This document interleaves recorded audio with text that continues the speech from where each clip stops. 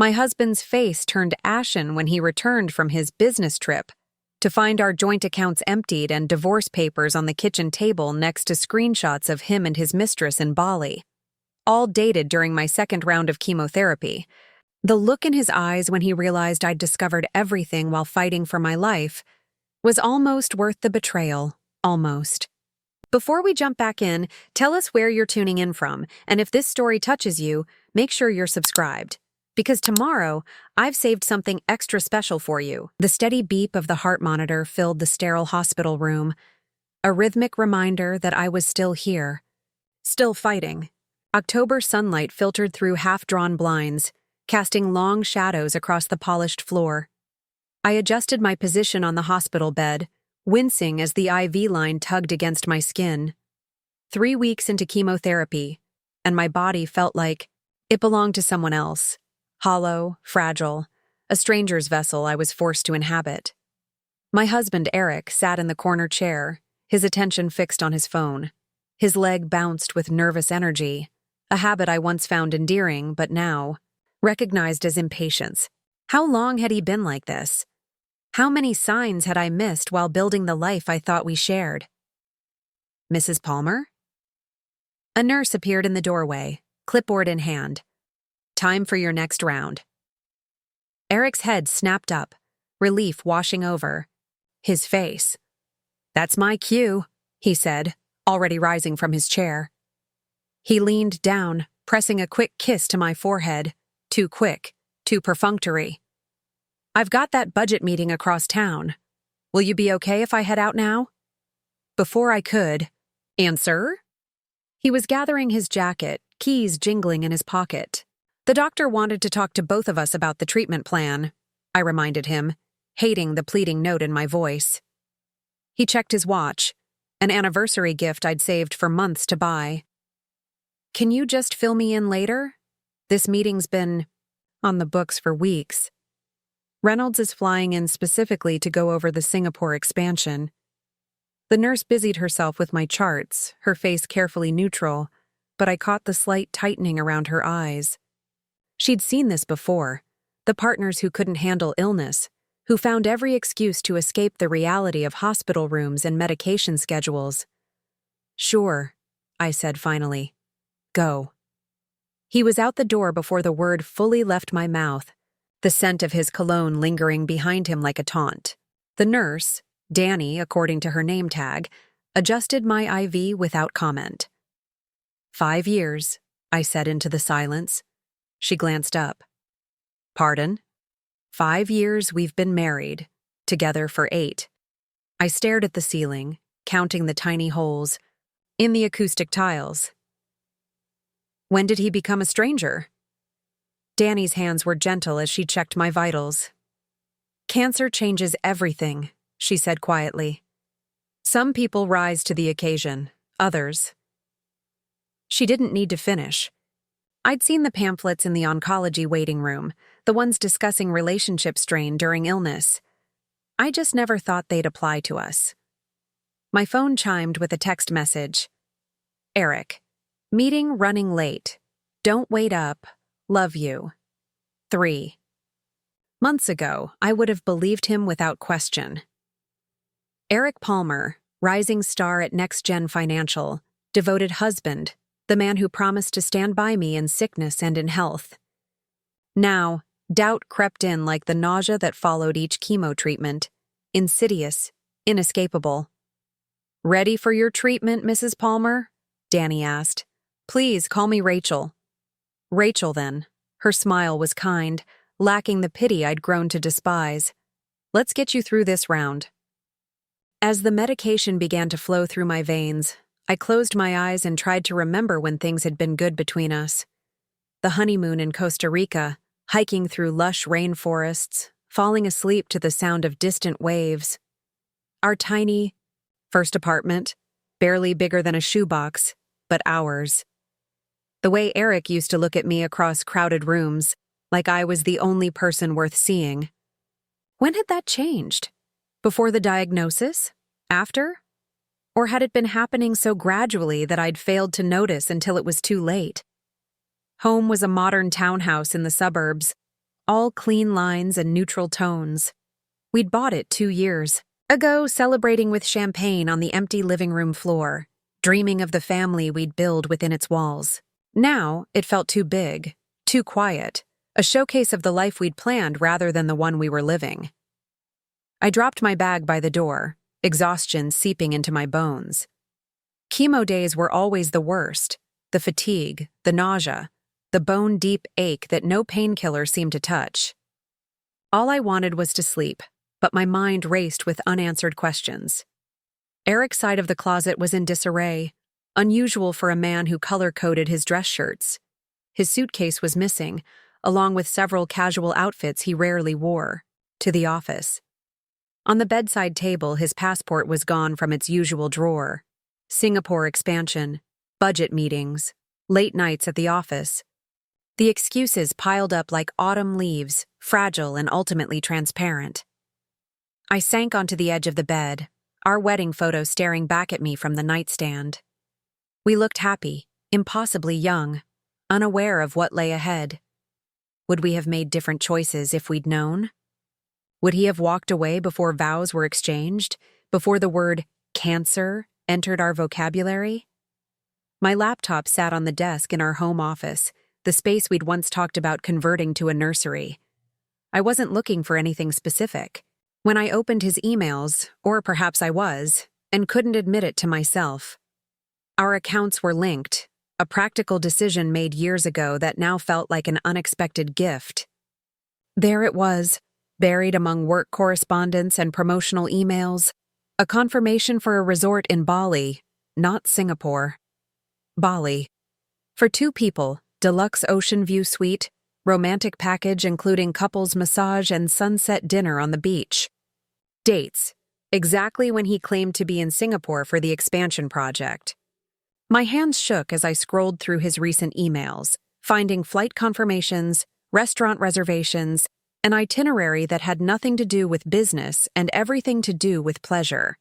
And a name I didn't recognize repeated throughout. Vanessa Reed. A quick social media search revealed her, gorgeous, younger, working in Eric's department according to her LinkedIn profile. The perfect cliché. The office affair while the wife battled cancer at home. I should have felt rage. Instead, a strange calm settled over me, as if I'd been bracing for this blow without realizing it. The certainty was almost a relief after months of doubts and questions. My phone rang, cutting through the silence. Eric's smiling face appeared on the screen, a photo taken on our last anniversary, before the diagnosis changed everything. "Hey," I answered, surprised by the steadiness of my voice. "How was treatment?" He sounded distracted, airport announcements barely audible in the background. "The usual. Where are you right now?" A slight pause. "Just leaving the office." The meeting ran later than expected. The lie rolled off his tongue so effortlessly that I almost admired his commitment. Almost.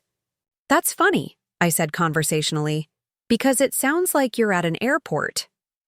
Another pause, longer this time. "I was going to tell you tonight. Reynolds wants me to fly to Singapore last minute.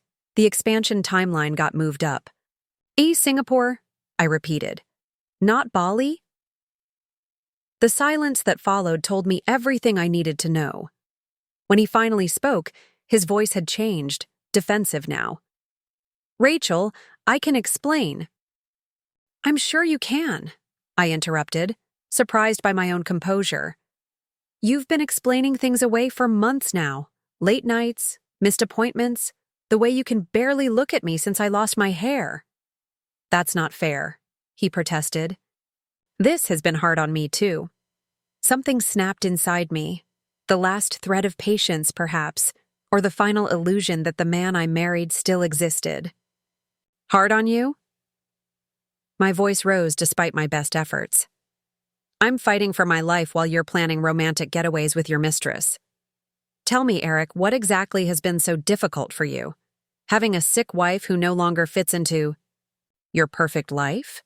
Having to pretend you give a damn about my treatment when you'd rather be anywhere else? With anyone else?" "It's not like that," he insisted. but there was no conviction behind the words. "Look, we can talk about this when I get back. It's complicated." "No," I said quietly.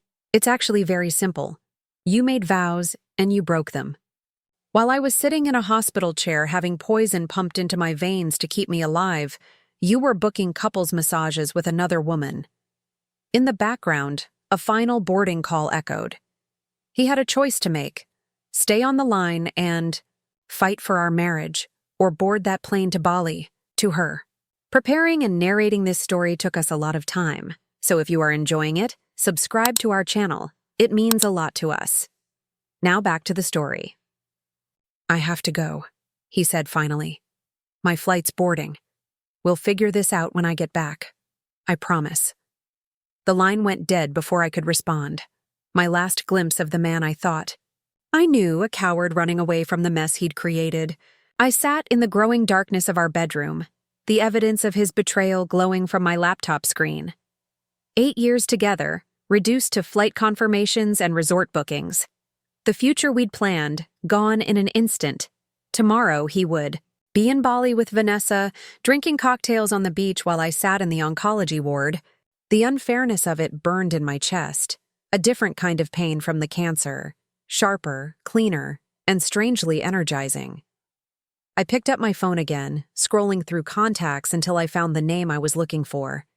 It was time to make some changes of my own. "Hello, Rachel." My father's voice, warm and familiar, wrapped around me like a blanket. "How are you feeling, sweetheart?" "Not great, Dad," I admitted, tears finally threatening to fall. "I need your help with something important." As I explained what I'd discovered, what I needed to do, a plan began to take shape, not just for survival, but for justice. Eric had made his choice. Now it was time to make mine. Morning arrived with unforgiving brightness, sunlight streaming through curtains I hadn't bothered to close. My body ached from sleeping in the guest room. I couldn't bear to lie in our bed, not after what I'd discovered. The house felt different somehow, as if Eric's betrayal had altered its very foundation, turning a home into just another place filled with things. I reached for my phone, half expecting frantic messages from Eric trying to explain, to justify his actions. Instead, there was nothing but a clinical update from my cancer treatment app, reminding me to log my symptoms. The silence spoke volumes. He'd made his choice and was currently enjoying paradise with Vanessa, while I faced another day of fighting for my life. The bathroom mirror reflected a woman I barely recognized. Chemotherapy had stolen my thick auburn hair, leaving behind a soft fuzz that did little to hide the paleness of my scalp. Dark circles shadowed eyes that had once been my best feature. I touched my hollowed cheek, remembering how Eric had slowly stopped looking at me as the treatment progressed, as if my illness were contagious or somehow offensive. "Stop it," I told my reflection firmly. "This ends today." I had two options: collapse under the weight of betrayal and illness, or take control of what little I could. The choice was obvious, even if the path forward wasn't. My father arrived an hour later, letting himself in with the spare key he'd always kept. At 63, Thomas Bennett remained imposing, a retired attorney whose courtroom experience had taught him to hide emotion behind careful composure. Today, though, he made no attempt to conceal his anger. "I called Patricia," he said, setting down his briefcase on the kitchen counter. Patricia Willis had been his colleague for decades, one of the city's most formidable divorce attorneys. "She can see you this afternoon." I nodded, gratitude washing over me. No questions about reconciliation, no suggestion that I might be overreacting, just immediate, practical support. "Thank you, Dad." He squeezed my shoulder, his touch gentle despite his evident fury. "No one does this to my daughter, Rach. No one." While my father made calls in the living room, I sat at the kitchen table with my laptop, surveying our financial landscape. Eric and I had maintained joint accounts for most of our expenses: mortgage, utilities, savings, investments. My nursing, Career had been put on hold when the diagnosis came, leaving me financially dependent on his income as a financial executive. The irony wasn't lost on me. A man who managed millions for his clients had left his sick wife vulnerable. But Eric had made one critical mistake. He'd forgotten that I'd handled our household finances for years. I knew every account, every password, every investment. While he'd been steadily detaching from our marriage, I'd been managing the day-to-day practicalities of our lives, including our money. My hands trembled slightly as I logged into our primary checking account. The balance sat at $23,467. 32, our emergency fund that I'd insisted we maintain. Next came the savings account with $78,215. 64, money we'd been setting aside for a down payment on a vacation property. The investment portfolio followed, worth roughly $215,000 after the recent market downturn. Finally, Eric's separate bonus account, where he deposited his quarterly performance bonuses, currently holding $42,950. All told, nearly $360,000 in liquid assets. Not a fortune, but enough to give me breathing room. Enough to ensure I wouldn't be left destitute while fighting cancer and a divorce simultaneously. My name was on every account except the bonus one, but as his spouse in a community property state, I had legal claim to half of everything. The question was, what to do next? Legal action would take time we didn't have. Eric could drain the accounts the moment he suspected I knew about his affair. The thought of him using our savings to extend his tropical getaway with Vanessa made something harden inside me. My father returned to the kitchen, his expression grim. Patricia says to secure your finances immediately. Today. She's seen too many clients left with nothing when spouses get wind of divorce plans. I stared at the screen, at the numbers that represented years of our shared life and work. Is it legal for me to move the money? Dad sat beside me, his lawyer's mind clearly running through statutes and precedents. You're not hiding assets. That would be problematic. But protecting what's legally yours from dissipation? Absolutely defensible, especially given the circumstances. What if he fights it? Let him, my father said simply. No judge is going to look kindly on a man who abandons his cancer-stricken wife for a tropical vacation with his mistress. The starkness of those words, cancer-stricken wife, mistress, hit me afresh. How had this become my reality? I need your help with something else, I said, straightening in my chair despite the fatigue weighing me down. I need proof.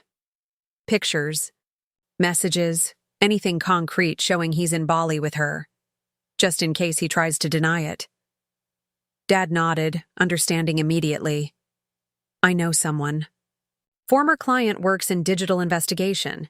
He can get that for you, ethically and legally. While my father made another call, I opened a separate browser tab and navigated to my bank's website. With steady hands, I created a new checking account in my name only. Then another for savings. The process was remarkably simple, just a few clicks to establish financial separation after years of shared resources. Next came the harder part. I began transferring funds, $20,000 from the joint checking to my new account, leaving enough to cover any pending transactions. Then $70,000 from savings, again leaving a buffer. The investment portfolio was more complicated, requiring phone verification, but within an hour, instructions had been placed to liquidate half and transfer the proceeds to my new accounts. The bonus account presented a challenge. My name wasn't on it. Legally, however, those funds were considered marital property since they were earned during our marriage. After consultation with my father, I left it untouched. Patricia would handle that through proper legal channels. By noon, I had moved approximately $180,000 to accounts Eric couldn't access. Not everything we had, but enough to ensure I could support myself through treatment and beyond, enough to show him I wasn't helpless, enough to prove I wouldn't be a victim twice over. Done, I said, closing my laptop with a finality that felt appropriate to the moment. Dad checked his watch. "Patricia's office in an hour. Do you need to rest first?" The concern in his voice reminded me of my physical reality. The cancer, still growing inside me, the treatments weakening my body even as they fought to save my life. But somehow, taking action against Eric's betrayal had energized me in a way nothing had since the diagnosis. "No," I said, rising from the table. "I'm done resting. Let's go." Patricia Willis's office occupied the 15th floor of a downtown high-rise, the kind of sleek, modern space that whispered of expensive retainers and high-profile cases. She greeted me with a firm handshake, her steely gray eyes assessing without pity exactly what I needed. "Thomas explained the situation," she said, gesturing toward plush chairs across from her imposing desk. "First, let me say I'm sorry about both your health challenges and your husband's reprehensible behavior." "Thank you," I said, settling into the chair as comfortably as my aching body allowed. Patricia opened a leather portfolio, clicking her pen with decisive precision. "I understand you've already secured a portion of your marital assets?" "Yes, about half of our liquid funds." She nodded approvingly. "Good. Too many clients wait until it's too late." She made a quick note before continuing. "Now, Rachel, I need to understand your priorities. What matters most to you in this divorce?" The question caught me off guard. What did matter most? Financial security? Punishment for Eric? Just getting through it as quickly as possible to focus on my health? "I want what's fair," I said finally. "I want to be able to focus on getting well without worrying about money. I paused, the words sticking in my throat. "I want him to understand what he's done." Patricia studied me for a moment, then nodded as if I'd passed some invisible test. "We can achieve that. The law is on your side here, especially given the timing of his indiscretion relative to your diagnosis." For the next hour, we discussed strategy, documentation, timelines. Patricia explained how my illness would factor into support calculations, how Eric's affair could influence property division in our case. My father occasionally interjected with questions about legal precedents, two attorneys speaking a familiar language. By the time we finished, I held a folder containing preliminary divorce papers, financial disclosure forms for Eric to complete, and a list of documents I needed to gather. The path forward was clearer than it had been that morning, though no less painful. "One last thing," Patricia said as we prepared to leave. "My investigator found these." She slid a manila envelope across the desk. "Thomas mentioned you wanted evidence." Inside were printouts, screenshots from both Eric's and Vanessa's Instagram accounts, location tagged in Bali. Private accounts, but nothing stayed truly private in the digital age. There they were, his arm around her waist on a sunset beach, clinking champagne glasses at a resort restaurant, her head on his shoulder in a selfie taken in front of a waterfall, all while I was scheduling my next round of chemotherapy. "He posted these?" I asked, disbelief coloring my voice. "Publicly?" "Private account, limited followers," Patricia clarified. But he wasn't exactly careful about who those followers were. Several mutual work colleagues could see everything. The final image showed them kissing on a balcony, tropical paradise. Spread out behind them, the timestamp indicated it was taken yesterday, while he was telling me he was in Singapore for business. I slipped the photos back into the envelope, a strange calm settling over me. "Is there anything else I should do before he returns?" Patricia considered this, tapping her pen against her portfolio. "Document everything in the house, valuables, furniture, artwork. Change your passwords on everything, including email. And Rachel," she added, her professional demeanor softening slightly. "Take care of yourself. The best revenge is living well, and that starts with your health. As we left the office, my phone chimed with a notification. A text from Eric. Meeting's going well. Miss you. How's treatment? The audacity was breathtaking.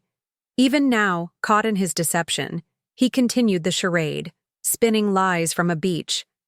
In Bali while pretending to care about my cancer treatment. I didn't respond.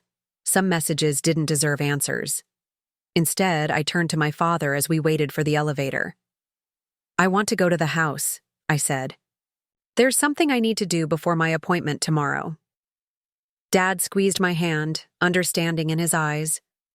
Whatever you need, Rach. I'm right beside you. The elevator doors opened and I stepped inside, the weight of the divorce papers. In my bag, nothing compared to the weight lifting from my shoulders. For the first time since discovering Eric's betrayal, I felt something unexpected stirring beneath the pain and fatigue. Hope. The oncology ward always felt like entering another dimension, a place where time moved differently and normal life existed only in the conversations of visitors and staff. As I settled into the familiar treatment chair, I noticed the usual faces around me. Elderly Mr. Rodriguez with his worn paperback novels, middle-aged Wendy who always brought her knitting, and Dawn, barely 30 with 2 young children, her husband faithfully by her side during every treatment. I tried not to look at them too often, the happy couple. His unwavering presence made Eric's absence all the more glaring. "Good morning, Rachel," Danny said, preparing my IV with practiced efficiency. "Flying solo again today?" I'd told her nothing about my discoveries, about the transfers, about the divorce papers now carefully arranged on our kitchen table alongside printouts of Eric's Bali photos. Still, something in my expression must have revealed the shift in my reality. She paused, her experienced eyes searching my face. "Everything okay?" "No," I admitted, the simple honesty a relief after months of pretending. "But it will be." Danny nodded, not pushing for details I wasn't ready to share. Instead, she chatted about inconsequential things as she started my treatment. A new restaurant she'd tried, her daughter's soccer tournament, the unseasonably warm weather. The normalcy was comforting, a reminder that the world continued turning despite the seismic shifts in my personal life. "I have something for you," she said, returning after helping another patient. She handed me a business card. "Support group for patients under 40, meets Thursdays at 7 in the community room downstairs." I turned the card over in my fingers. "I'm not really a support group person." "Neither was I," she replied, surprising me. At my questioning look, she continued. "Breast cancer, 5 years ago. My husband couldn't handle it, walked out 3 weeks after my diagnosis." The parallel to my situation was startling. "I'm sorry." She shrugged, adjusting my IV line. "Don't be." His leaving was the wake-up call I needed. Made me realize I couldn't count on him to be my support system, so I had to build my own. She gestured to the card in my hand. That group was part of it. Just think about it. As the medication flowed into my veins, I considered her words. I'd been raised to value self-reliance, to handle problems privately, to maintain a strong facade. The thought of sitting in a circle sharing my pain with strangers made me deeply uncomfortable. And yet, wasn't that what I was doing with Danny right now? Finding unexpected connection and shared experience? "Maybe I'll check it out," I said finally, tucking the card into my purse. She smiled, patting my shoulder gently. "Good. Now, let's get through today's treatment. One step at a time. One step at a time." The mantra repeated in my mind as the hours passed, as the medicine that might save my life while making me feel half dead dripped steadily into my body. One step at a time. Secure finances. File for divorce. Focus on treatment. Build a new support system. Survive. My father picked me up afterward, his concern evident in the careful way he helped me to the car. Treatment days were always the worst. fatigue. Like I'd never known before the diagnosis, nausea simmering just below the surface, a bone-deep ache nothing seemed to touch. Today, though, the physical discomfort competed with the emotional storm brewing inside me. "I've been thinking, I said as we drove through midday traffic, about what happens when Eric gets back. Dad's hands tightened slightly on the steering wheel. "You don't have to see him if you don't want to." "But I do want to," I replied, surprising myself with the certainty in my voice. "I need to see his face when he realizes what I've done. I need that moment, Dad." He glanced at me, then back at the road. "Are you sure that's wise? You've already secured your finances, filed the divorce papers. Patricia can handle communication going forward." "This isn't about practicality," I said quietly. "It's about, I don't know, closure maybe. Standing up for myself. Showing him I'm not just going to disappear quietly while he builds a new life with her." After a long moment, Dad nodded. "All right, but I'm staying close by when he returns, just in case." "He's not violent," I said automatically, then hesitated. Did I really know that? Did I really know Eric at all anymore? But I wouldn't mind. The backup. We spent the afternoon at my parents' house, my childhood home where the guest room remained unchanged from my teenage years. While my father made calls and coordinated with Patricia, I lay on the familiar bed, staring at the ceiling, where glow-in-the-dark stars I'd placed at 16 still faintly clung. The room felt like a time capsule from a simpler era, before cancer and betrayal had rewritten my life story. My mother had passed away from a sudden heart attack 3 years earlier, a loss that had drawn Eric and me closer at the time. He'd been my rock then, holding me through grief that felt insurmountable. Where was that man now? Had he ever really existed? Or had I just seen what I wanted to see? I must have dozed off, because the next thing I knew, my father was gently shaking my shoulder. "Rachel, wake up! Your phone's been buzzing." Blinking away sleep, I checked the screen to find 3 missed calls from Eric and a text. "Landing soon. Flight got moved up. Be home around 8. Love you." The casual "love you" made my stomach turn. How easily the words came to him even now. I sat up, wincing at the stiffness in my joints, another lovely chemo side effect. "He's coming home tonight." Dad frowned. "Earlier than expected." "Good," I said, swinging my legs over the edge of the bed. "Let's get everything ready." By 7, we'd returned to my house. No, the house, I corrected myself mentally. Not mine anymore. Not really. Just another asset to be divided. Dad had insisted on picking up dinner, but the thought of food made my stomach clench. Instead, I focused on the final preparations. The divorce papers sat on the kitchen table, arranged beside printouts of the Bali photos. His Instagram posts, screenshots, from Vanessa's account showing the 2 of them. Next to these, I placed bank statements showing the transfers I'd made. A calculated move to demonstrate I'd acted openly, not secretly. "Perfect," my father observed from the doorway. "Unmissable." I nodded, running my finger along the edge of the table. "I should change," I said, glancing down at my comfortable post-chemo outfit, loose sweatpants and an oversized sweater. "Why?" Dad's question was pointed. "Because he's bringing home the woman who's been dating his fantasy version of you?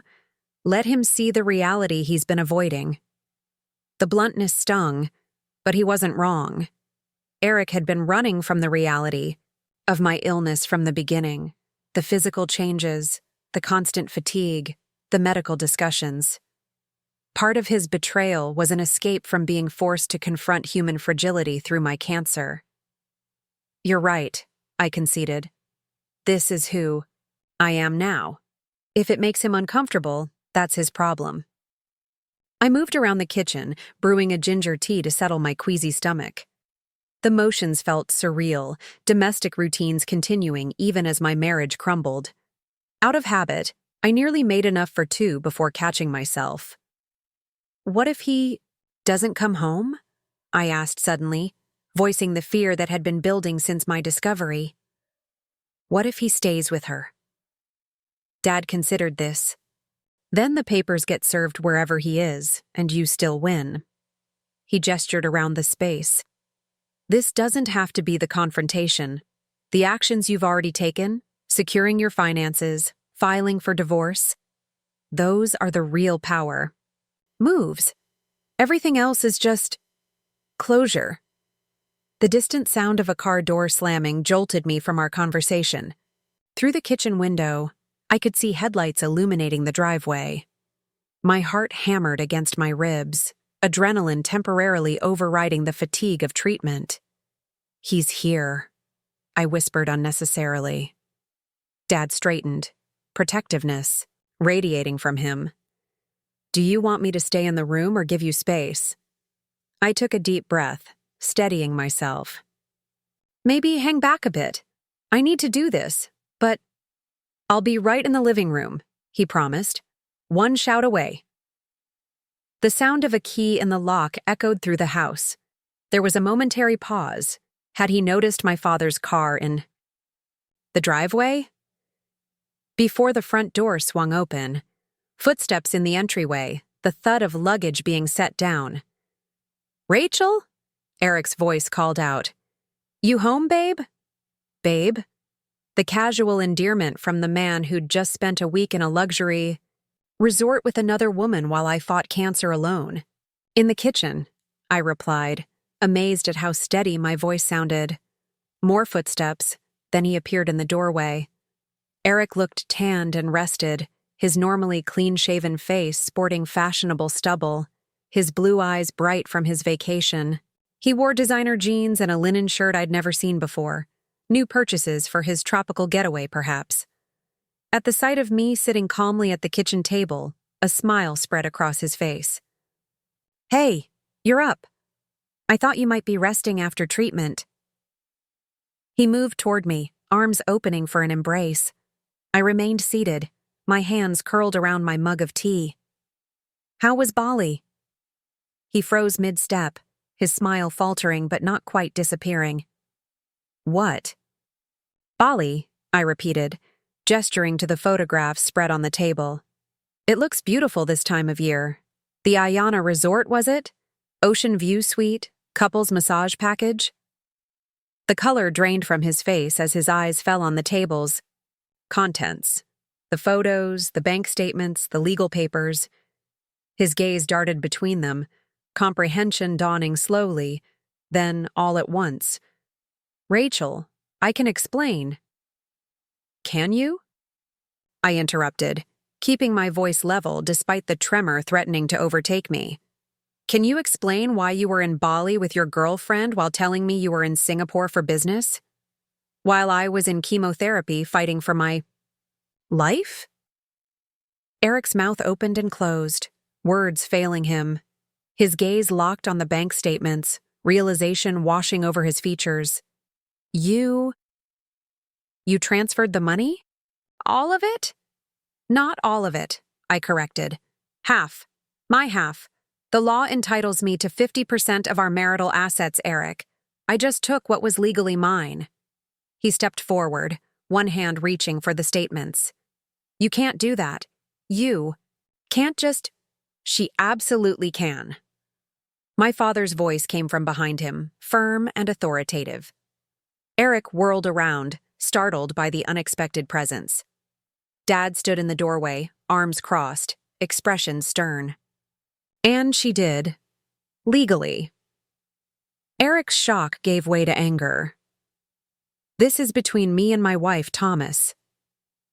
Ex-wife, I corrected, tapping the divorce papers. Or soon-to-be, anyway. This redirected his attention to me, his expression shifting rapidly between disbelief, anger, and something that might have been fear. Rachel, you're not thinking clearly. The cancer, the treatments, they're affecting your judgment. The condescension in his tone ignited something in me, burning away the last traces of hesitation. My judgment? You've been sleeping with your coworker while I'm fighting cancer, And you think my judgment is impaired? It's not what you think. Stop, I said sharply. Just stop. I've seen the pictures, Eric. I've read the emails. I know exactly what it is.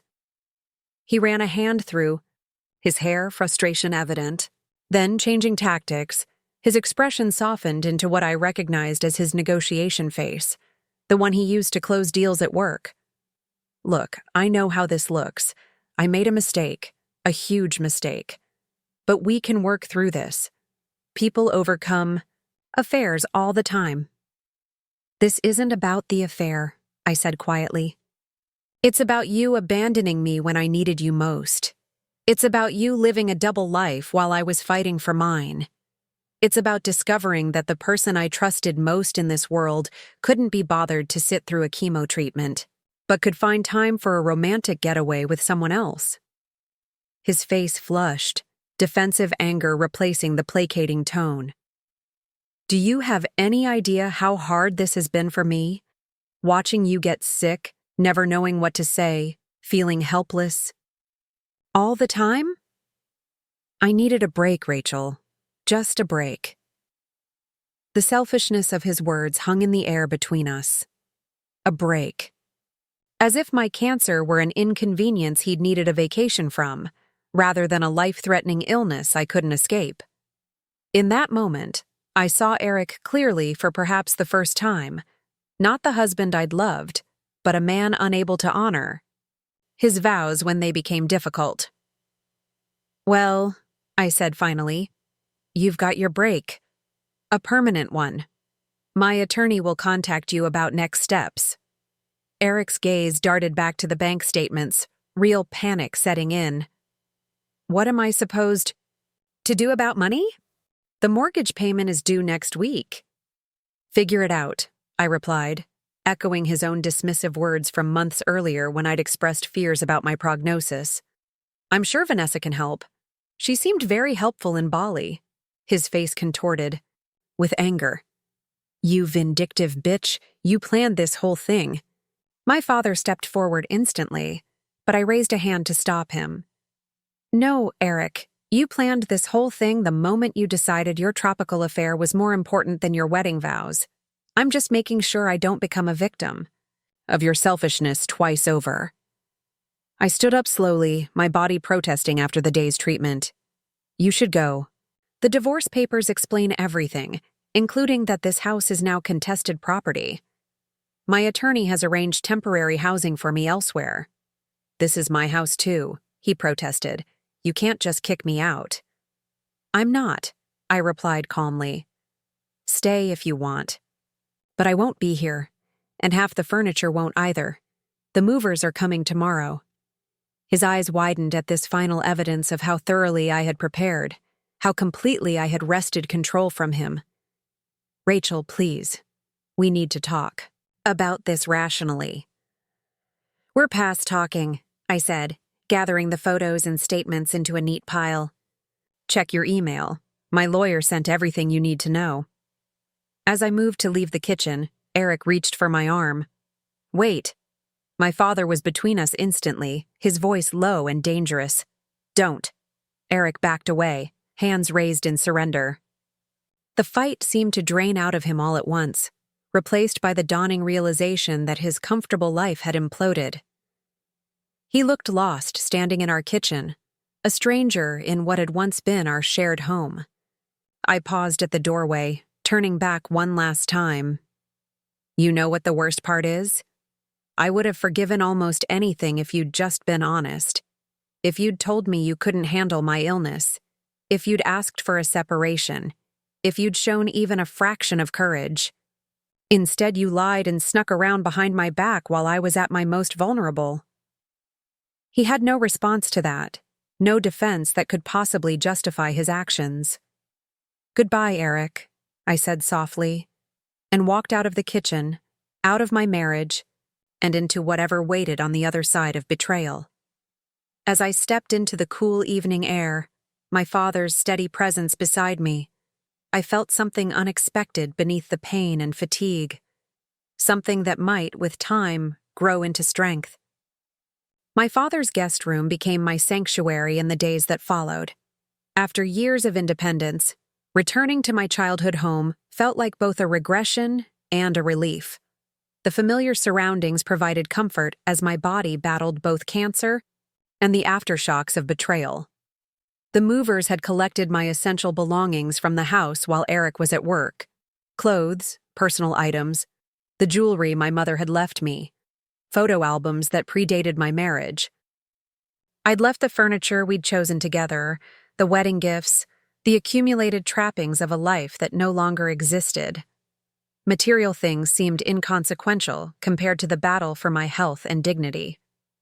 3 days after the confrontation, the text began, "Please call me. We need to talk about this."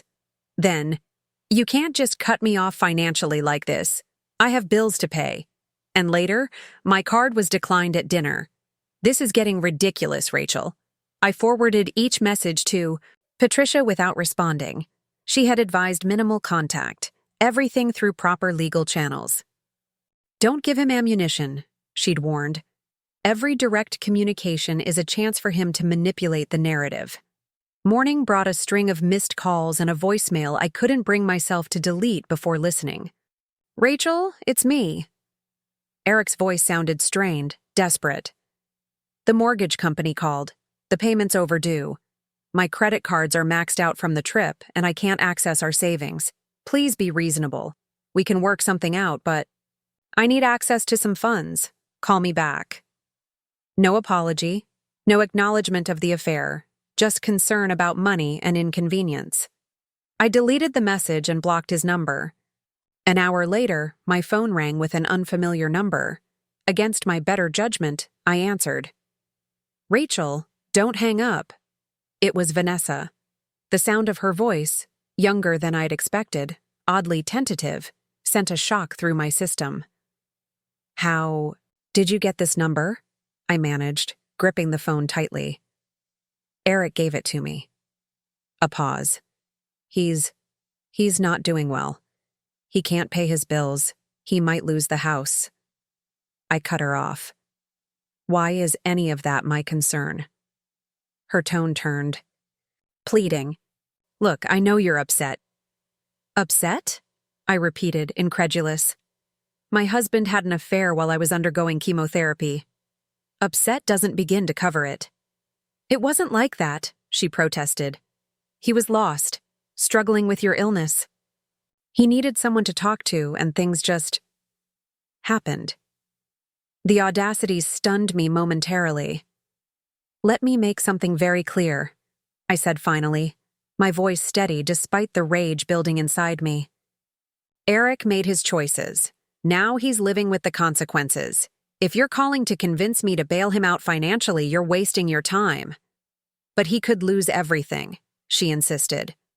"So could I," I replied. "I'm fighting stage 3 cancer with a 50-50 survival rate. Forgive me if I'm not particularly concerned about Eric's mortgage payment."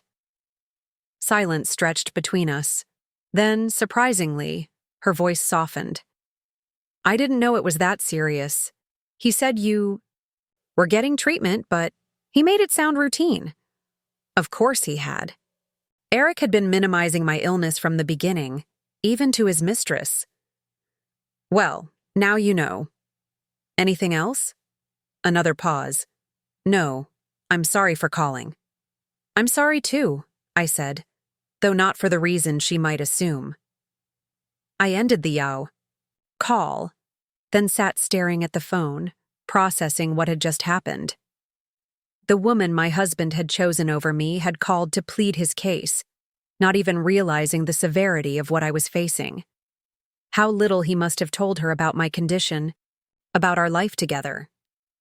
Had their entire relationship been built on carefully curated half-truths? My father found me still sitting there, lost in thought. "Everything okay?" I told him about the call, watching his expression darken with each detail. When I finished, he shook his head in disbelief. "The nerve of that woman," he muttered. "And Eric, using her to try to get to you. Despicable." "It's done now," I said, more tired than angry. "I've blocked her number too." Dad sat beside me on the bed, his weight creating a familiar dip in the mattress. Patricia called while you were resting. Eric's lawyer contacted her about access to funds. What did she say? That they can discuss asset division during mediation, which is scheduled for next month. In the meantime, he has access to his personal accounts and credit. If he's in financial straits, that's due to his own spending habits, not your actions. Relief washed over me. Patricia's firm handling of the situation meant I could focus on what mattered most, my next treatment, scheduled for tomorrow. The oncologist's office called too, Dad continued. They wanted to confirm your insurance status. I told them there's been no change. You're still covered under your policy. That had been my greatest fear when filing for divorce, losing health insurance while battling cancer. Thankfully, I'd been the primary policyholder on our plan through my nursing job. Though on medical leave, my benefits continued under the hospital's policy for employees with serious illnesses. Thank you for handling that, I said, squeezing his hand. I don't know what I'd do without you right now. His eyes misted slightly. Your mother would be proud of you, Rach. She always said you had a core of steel underneath all that compassion. The mention of my mother brought both comfort and fresh pain. How I wished she were here now, with her practical wisdom and unfailing support. She'd faced her own challenges with the same quiet strength I was trying to channel. I miss her, I whispered. Me too, kiddo. Every day.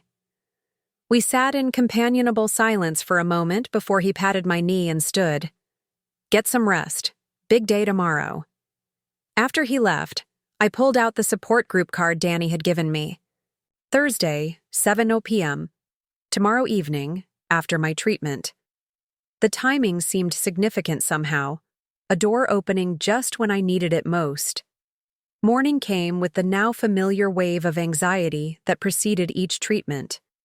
The oncology ward welcomed me with its strange combination of clinical efficiency and human warmth.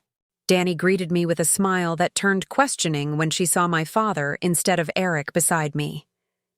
Changes in the home front? She asked quietly while preparing my IV. You could say that, I replied. Divorce papers filed, finances separated, new living arrangements.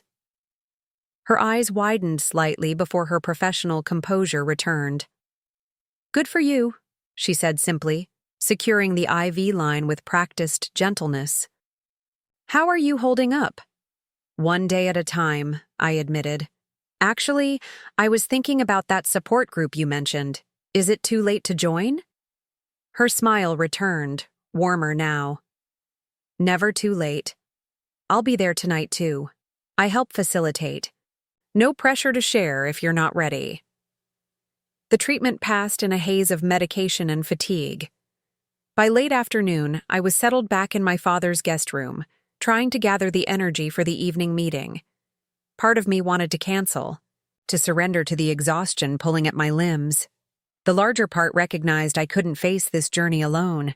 You sure you're up for this? Dad asked as he drove me to the hospital that evening. No one would blame you for taking a night off.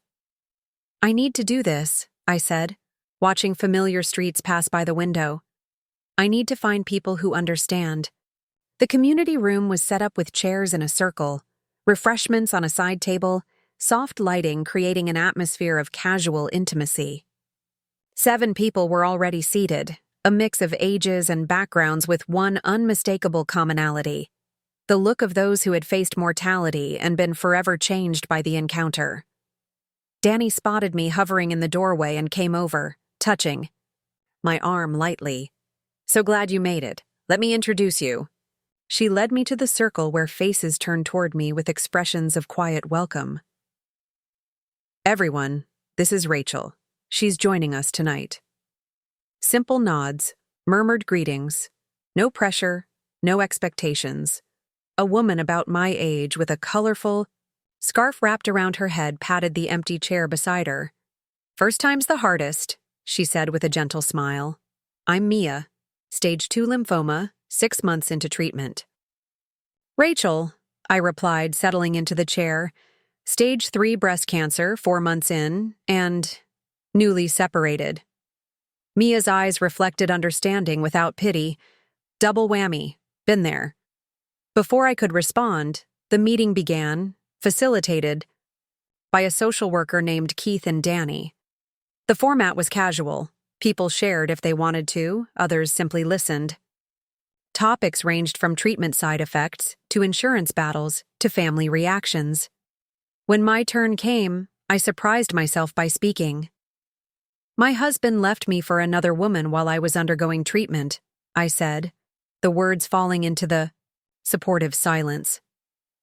I found out last week that he was on vacation with her in Bali while telling me he was on a business trip.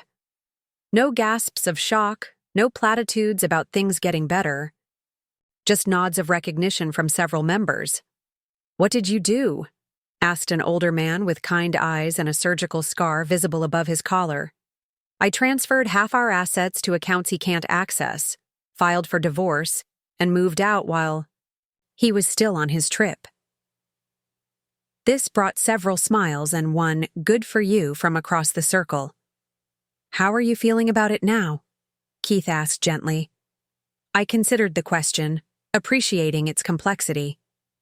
Angry, hurt, scared about facing cancer without a partner, but also relieved in a way. The marriage was already dying before I found out about the affair. Finding those photos just forced me to admit it. Mia nodded beside me. My fiancé couldn't handle my diagnosis either. He didn't cheat. He just faded away. Fewer visits, shorter calls. The engagement ring went back in the mail 6 weeks after I started chemo. "Were there signs?" I asked. "Before the diagnosis, I mean." She considered this. In hindsight, yes. He loved the idea of me, the successful, energetic woman he proposed to. Cancer showed me he wasn't prepared to love the sick, uncertain version. She shrugged, a gesture of hard-won acceptance. Better to learn that before marriage than after. Her words resonated deeply. Had Eric loved me, or just the idea of me? The healthy, capable wife who managed our home, supported his career, planned our future? When illness transformed me into someone who needed rather than provided support, he had sought comfort elsewhere. The remainder of the meeting passed in a blur of shared experiences and quiet validation. By the time it ended, I felt lighter somehow, as if speaking my truth to people who understood had lifted a burden I hadn't realized I was carrying. As I waited for my father to pick me up, Mia joined me in the hallway. We usually grab coffee after these meetings, a few of us. Nothing fancy, just the diner across the street. You're welcome to join. The invitation surprised me. I'm pretty wiped from treatment today. She nodded, understanding immediately. Rain check then. We're here every Thursday. She hesitated, then added, "We also have a text group, just for days when everything feels impossible and you need someone who gets it." I found myself accepting her offer, exchanging numbers with a stranger who somehow didn't feel strange at all. As I watched her walk away to join the others, I realized something profound had shifted inside me. For months, I had been isolated in my illness, then in my marital crisis, fighting battles on multiple fronts with dwindling resources. Tonight, I had taken the first step toward building something Eric's betrayal had made me forget was possible. Community. Not to replace what I had lost, but to create something new from the rubble. When my father arrived, he studied my face with careful attention. "How was it?" "Good," I said, surprised by how much I meant it. "Really good." "Therapy group helping already?" he asked, a gentle tease in his voice. "Not therapy," I corrected. "Solidarity." As we drove home through the quiet streets, my phone buzzed with a text from an unknown number. "Welcome to the I. Club nobody wants to join. We've got your back. Mia and the Thursday Night Warriors." I smiled, saving the number to my contacts. The road ahead remained daunting: cancer treatments with their brutal side effects, divorce proceedings, rebuilding. A life from scratched foundations. But for the first time since Eric's betrayal, I didn't feel like I was facing it alone. This unexpected silver lining didn't erase the pain of what had happened. It didn't make Eric's betrayal any less devastating or my diagnosis any less terrifying. But it offered something I desperately needed: the promise that even in the darkest circumstances, new connections could form, new strength could emerge. Tomorrow would bring more challenges: another discussion with Patricia about the divorce, lab work to determine if the treatments were working, the ongoing battle against exhaustion that colored every moment. Tonight, though, I allowed myself to recognize the small victory of having survived not just cancer's assault on my body, but betrayal's attack on my heart. I was still standing, still fighting. And now, no longer fighting alone. The next 3 weeks passed in a blur of medical appointments, legal consultations, and gradual adjustment to my new reality. Living with my father offered security and comfort, but we both recognized it was a temporary solution. At 43, I needed to reclaim my independence, even with the ongoing challenges of treatment. "Any promising listings?" Dad asked over breakfast, nodding toward my laptop where I'd been scrolling through rental properties. "A few," I admitted, turning the screen to show him a modest 1-bedroom apartment 15 minutes from the hospital. "This one's available next month. The lease terms are flexible, which works with all the uncertainty right now." He studied the listing, then met my eyes. "You're sure about this? There's no rush, Rachel. You know you can stay here as long as you need." "I know," I said, reaching for his hand across the table. "And I'm beyond grateful. But I need to start rebuilding on my own terms. A place that's just mine, with no memories of Eric." Dad nodded, understanding in his eyes. "Your mother was the same way after her surgery years ago. Couldn't wait to get back to normal life, even when normal had changed." The comparison warmed me. My mother had faced her own health crisis when I was in college, a complicated heart surgery that had required months of recovery. She'd approached it with the same determination I was trying to channel now. "I'll call about the apartment today," I decided. "See if I can view it this weekend." My phone buzzed with a calendar reminder: mediation session with Eric and our respective attorneys tomorrow morning. The thought sent a wave of anxiety through me, tempering the small optimism I'd been nurturing. "Second thoughts about facing him?" Dad asked, noticing my expression. "Not about the divorce," I clarified, "just about seeing him. It's been almost a month." In that month, Eric had progressed from angry texts to desperate voicemails to formal communications through his attorney. The initial shock had apparently worn off, replaced by a calculated approach to securing his financial interests. Patricia had kept me updated on his demands: immediate access to joint accounts, temporary support while his financial situation stabilized, postponement of asset division until my health crisis resolved. Each request had been firmly denied. My health wasn't an excuse to delay the inevitable, and his financial troubles weren't my responsibility to solve. The mediation would be our first face-to-face meeting since I'd walked out of our kitchen that night, divorce papers on the table. Between us. "You don't have to go alone," Dad reminded me. "I can drive you. Wait outside." I shook my head. "Patricia will be there, and I need to do this myself." The truth was, I needed to prove, to Eric, to myself, that I wasn't broken by his betrayal. That despite cancer and heartbreak, I remained capable of standing my ground.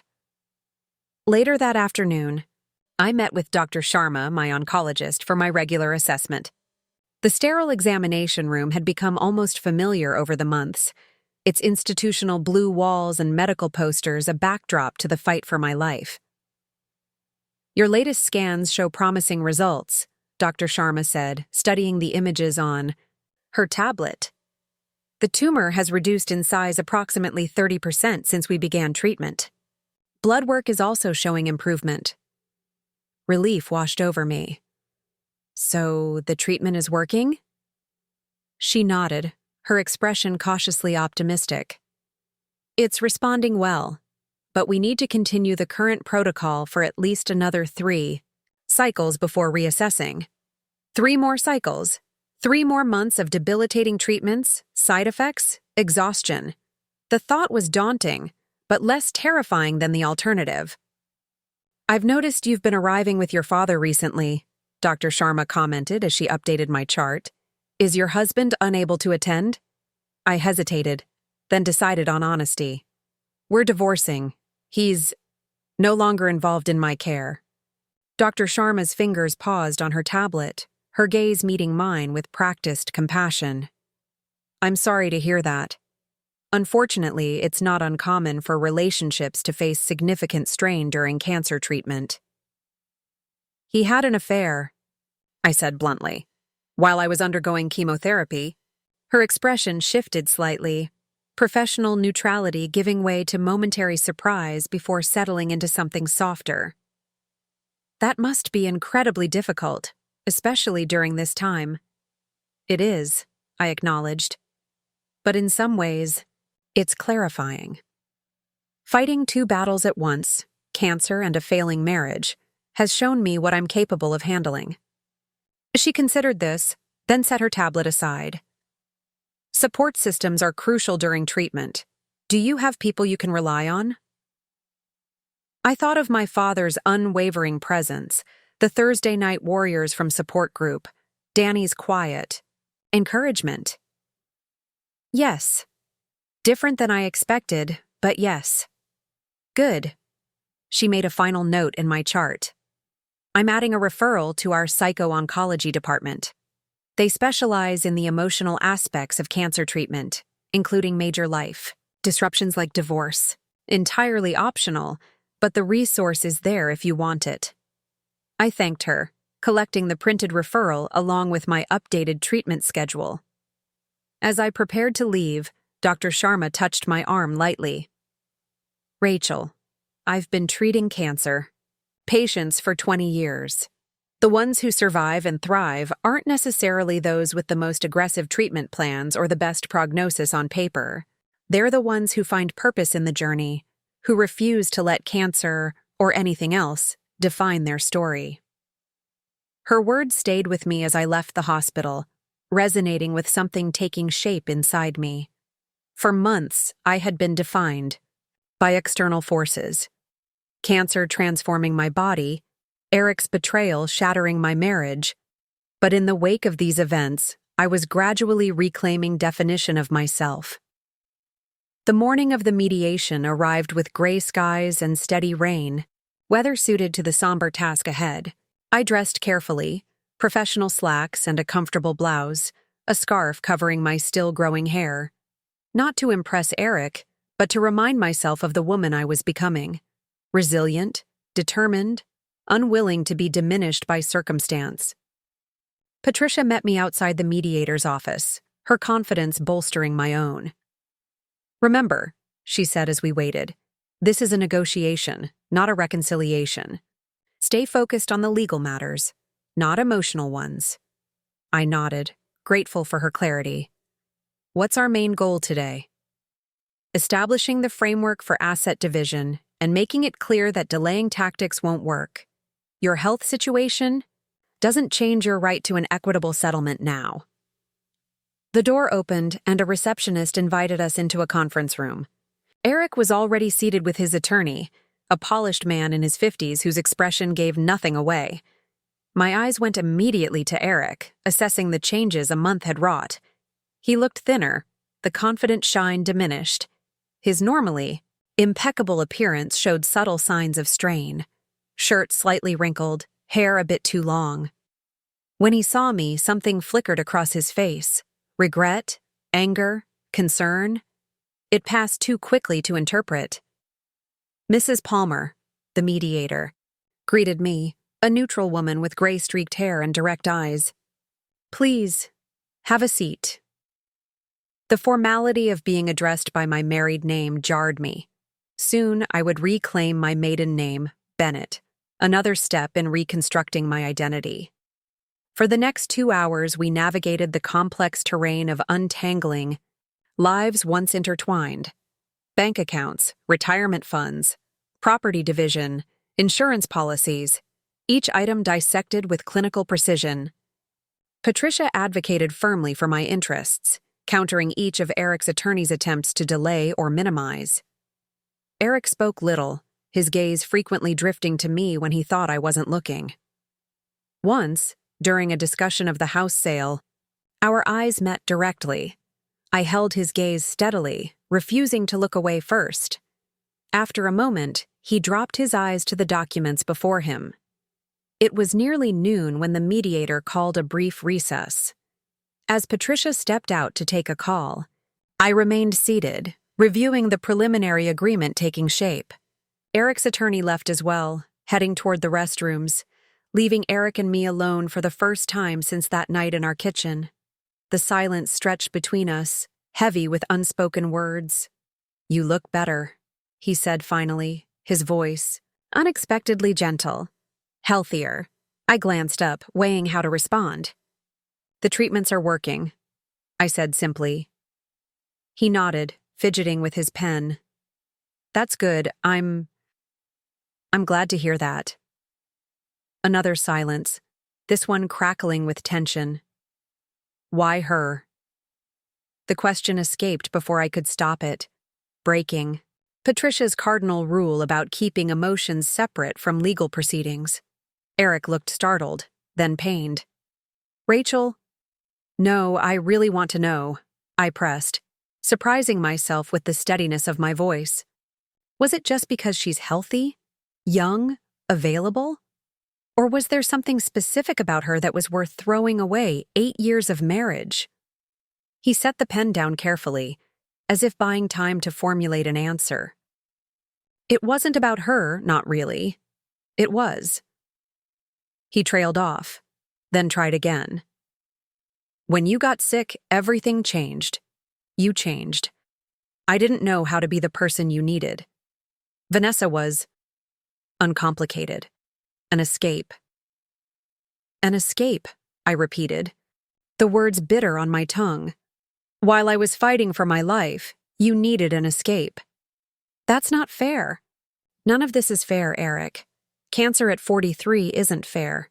Being betrayed by my husband during the worst time of my life isn't fair. But here we are." He leaned forward, lowering his voice. "I made a terrible mistake. I know that now. These past weeks, living with the consequences, it's been hell, Rachel. The house is in foreclosure. My credit is ruined." Vanessa left when she realized I couldn't maintain the lifestyle she expected. The admission should have brought satisfaction. Instead, I felt a strange emptiness. "And that's why you want to reconcile? Because your girlfriend left and you're in financial trouble?" "No," he protested. "Because I still love you. Because I realized what I threw away." For a brief moment, I tried to imagine a different outcome. Forgiveness, reconciliation, rebuilding what had been broken. The image wouldn't form. Too much had changed, not just between us, but within me. "You don't love me, Eric," I said quietly. "You love the idea of financial stability and the comfortable life we had. There's a difference." Before he could respond, the door opened as Patricia and Eric's attorney returned. The moment for personal conversation had passed, replaced once again by the formal process of legal separation. By the end of the session, we had established a framework for the divorce settlement. The house would be sold, proceeds divided equally. After the mortgage was satisfied, retirement accounts split according to duration of marriage. Personal property already separated would remain with its current possessor. Temporary support was denied, but I agreed not to contest Eric's withdrawal of a specified amount from one joint account to address immediate housing needs. As we prepared to leave, Eric caught my eye one final time. Rachel, can we talk? Privately? Just once before everything is finalized? Patricia started to intervene, but I raised a hand to stop her. Why? He seemed taken aback by the directness of my question. Because there are things I need to say. Explanations you deserve to hear. I considered him for a long moment. This man who had once been the center of my world, now almost a stranger. I don't need explanations, Eric. I needed a husband who wouldn't abandon me when I got sick. The time for talking was before you got on that plane to Bali. His face fell, but he nodded, accepting the finality in my tone. I understand. For what it's worth, I'm sorry. Truly. I know, I said, surprised to find I believed him. But sorry doesn't fix this. Some things, once broken, stay broken. Outside, rain continued to fall, washing the city in muted grays and blues. Patricia squeezed my arm as we walked to her car. You did well in there, she said. Stayed focused, didn't get drawn into emotional appeals. I smiled faintly, except for that one moment during the break. Nobody's perfect, she replied, with a shrug. And sometimes asking the hard questions gives closure. Did you get what you needed from his answer? Had I? Eric's explanation had been exactly what I'd expected, selfish, centered on his needs rather than my situation. Yet, hearing it had provided something important, confirmation that leaving had been the right decision. Yes, I said finally. I think I did.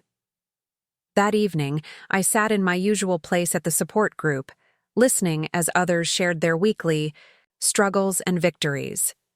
When my turn came, I surprised myself by discussing the mediation rather than my improving medical results. I saw my husband today for the first time since discovering his affair, I told the circle. He wanted to reconcile, claimed he still loves me now that his mistress has left and he's facing financial problems. Mia raised an eyebrow beside me.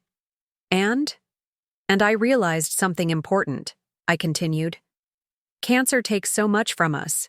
Energy, health, sometimes even hope. But it also strips away pretense, shows what relationships are made of. Some crumble under pressure. Others reveal surprising strength. Keith nodded encouragingly. What did you decide about his request? That some chapter endings are necessary for the story to continue, I replied. I'm not the same woman who began this journey. I can't go backward, only forward. After the meeting, several of us gathered at the diner across the street, a ritual I'd come to cherish in recent weeks. Over decaf coffee and shared desserts, conversation flowed easily, punctuated by laughter despite the serious circumstances that had brought us together. As I looked around the table at these people who had become unexpected friends, I recognized that something fundamental had shifted inside me. The pain of Eric's betrayal hadn't disappeared. The fear of cancer's uncertain outcome hadn't vanished.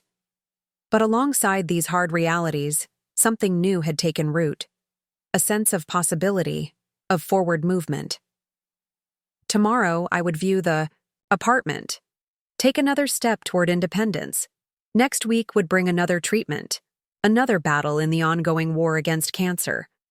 The divorce proceedings would continue, gradually severing the legal bonds of a marriage already broken. In spirit, none of it would be easy. All of it would require strength I was still discovering within myself.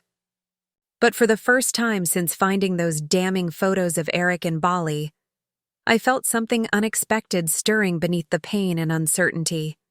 Hope, tenacious and unbidden, like the first green shoot breaking through winter soil. The one-bedroom apartment on Maple Street became my sanctuary.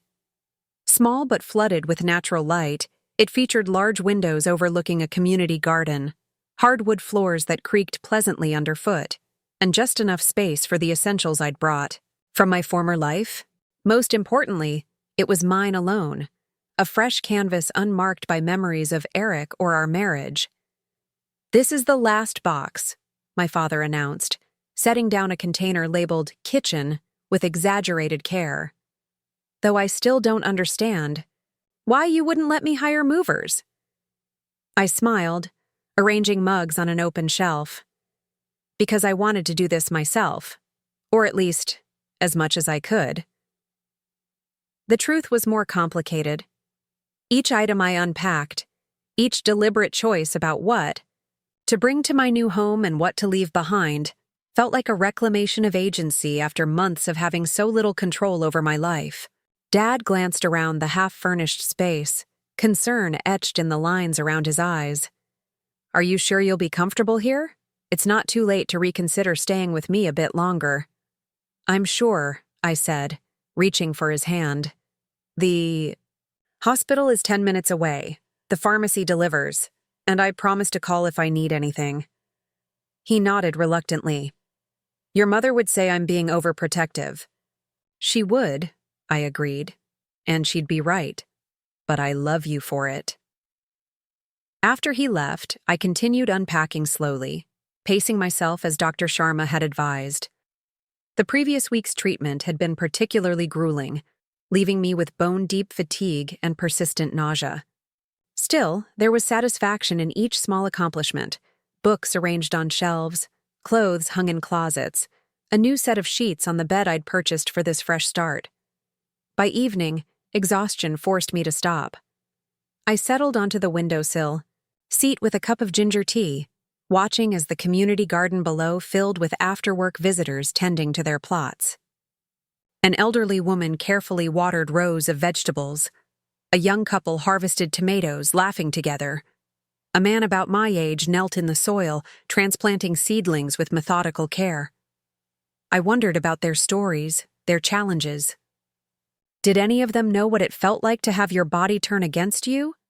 To have your partner abandon you at your most vulnerable? From the outside, I looked like any other tenant watching the world go by. No one would guess the battles being fought beneath my skin, within my heart. My phone chimed with a text from Mia. "Settled in? We're all dying to see the new place. Thursday, post-group housewarming?" The suggestion brought a smile to my face. "Nothing fancy," I replied. "Just tea and store-bought cookies. Still on restricted diet." "Perfect," came the immediate response. "Dawn's bringing her famous sugar-free brownies anyway. Doctor approved and actually edible. Miracle of miracles." The exchange reminded me how quickly these people had become integral to my new life. Mia, with her unfailing humor despite her own lymphoma battle. Dawn, balancing treatment with parenting 2 young children. Older Walt with his gardening tips. And quiet wisdom.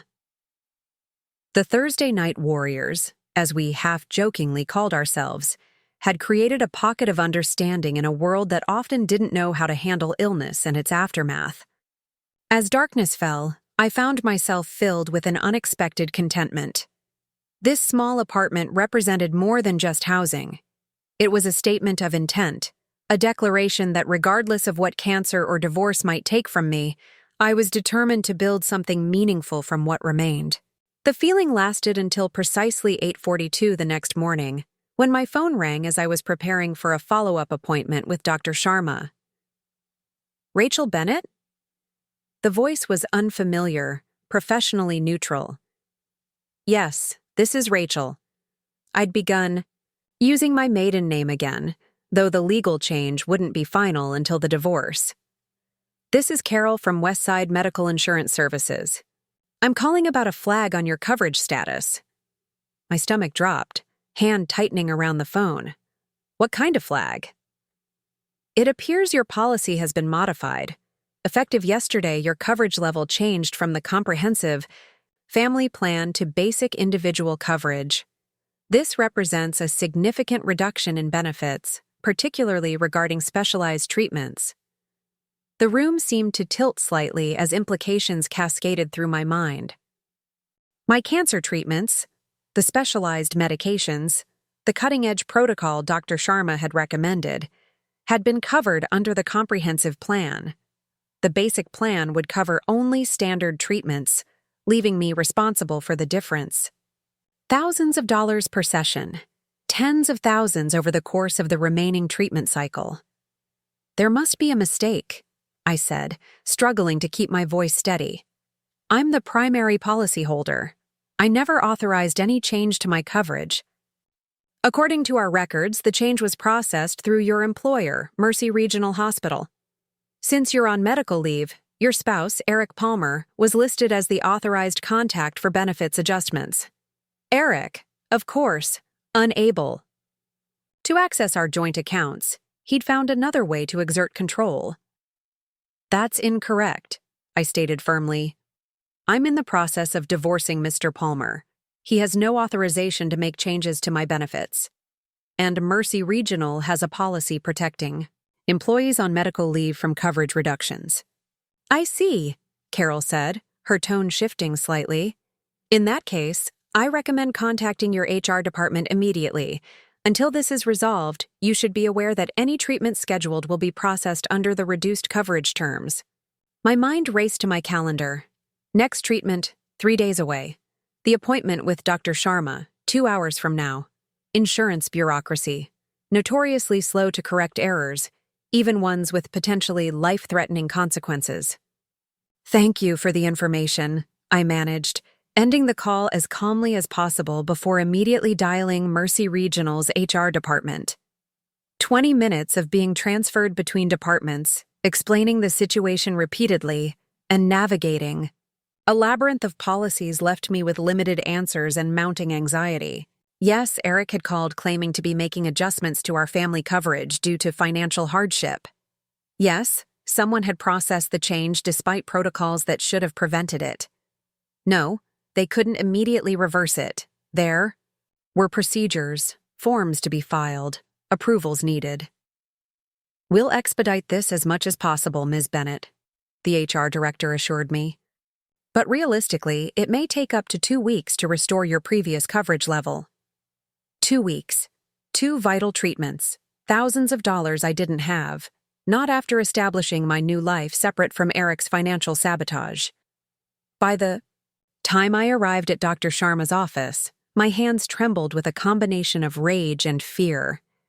The receptionist noted my distress immediately, expediting my check-in and alerting the doctor. Instead of waiting in the general area, I was ushered directly to a consultation room. Dr. Sharma entered moments later, concern evident in her normally composed features. Rachel, Nurse Collins mentioned you seemed upset. What's happening? The direct question broke through my attempts at composure. My husband, soon-to-be ex-husband, managed to reduce my insurance coverage through my employer. The treatments we planned. My voice cracked slightly. I don't know if I can afford them now, at least until this is sorted out. Dr. Sharma's expression shifted from concern to controlled anger. In our months working together, I'd rarely seen such a reaction from the typically serene physician. This is unacceptable, she stated, taking the seat across from me rather than remaining behind her desk. Interfering with someone's cancer treatment is beyond reprehensible. She took a deep breath, professionalism reasserting itself. First, things first. Your treatment continues as scheduled. We'll figure out the financial aspects. But the cost will be addressed, she interrupted firmly.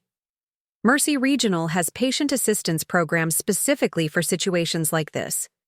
Additionally, as your physician, I can file an emergency appeal with your insurance company on medical necessity grounds. It won't solve everything immediately, but it will buy us time. Her certainty provided a momentary lifeline amid the chaos Eric had created. I don't understand how he could do this, I admitted. How anyone could potentially compromise someone's cancer treatment over money and spite. Dr. Sharma's gaze was steady, compassionate, but unflinching. Unfortunately, I've seen similar scenarios before. Divorce brings out the worst in some people, particularly when they feel they're losing control. Control, I repeated, the word tasting bitter. That's exactly it. When I found out about the affair, when I secured my finances, I took control, away from him. Now he's trying to get it back, regardless of the consequences. Which tells you everything about why leaving was the right decision, she pointed out gently. Someone who would endanger your health to regain financial leverage is not someone who has your best interests at heart. The rest of the appointment blurred into a flurry of paperwork, emergency appeals, patient assistance applications, letters of medical necessity. By the end, Dr. Sharma had created a temporary safety net that would allow my upcoming treatments to proceed while the insurance situation was resolved. I'm also referring you to our hospital's legal advocate, she added, handing me a final form. They specialize in medical coverage disputes and can help ensure your ex-husband can't make further changes to your healthcare access. Exhaustion washed over me as I left the hospital, an emotional draining more profound than even the physical fatigue of treatment. In the parking lot, I sat in my car without starting the engine, trying to process the magnitude of what Eric had done. This wasn't just financial manipulation. It wasn't just petty revenge for the emptied bank accounts. This was a direct attack on my health, on my survival itself. The man who had once vowed to love me in sickness and in health had deliberately compromised my cancer treatment out of spite and selfishness. With trembling fingers, I called Patricia. He did what? Her usual composed tone gave way to genuine shock as I explained the situation. Can he even do that legally? I asked, fighting to keep my voice steady. No, she replied firmly. This crosses several lines, both legally and ethically. It constitutes potential insurance fraud, violation of your employer's medical leave protections, and could even be argued as a form of domestic abuse through medical sabotage. What do we do?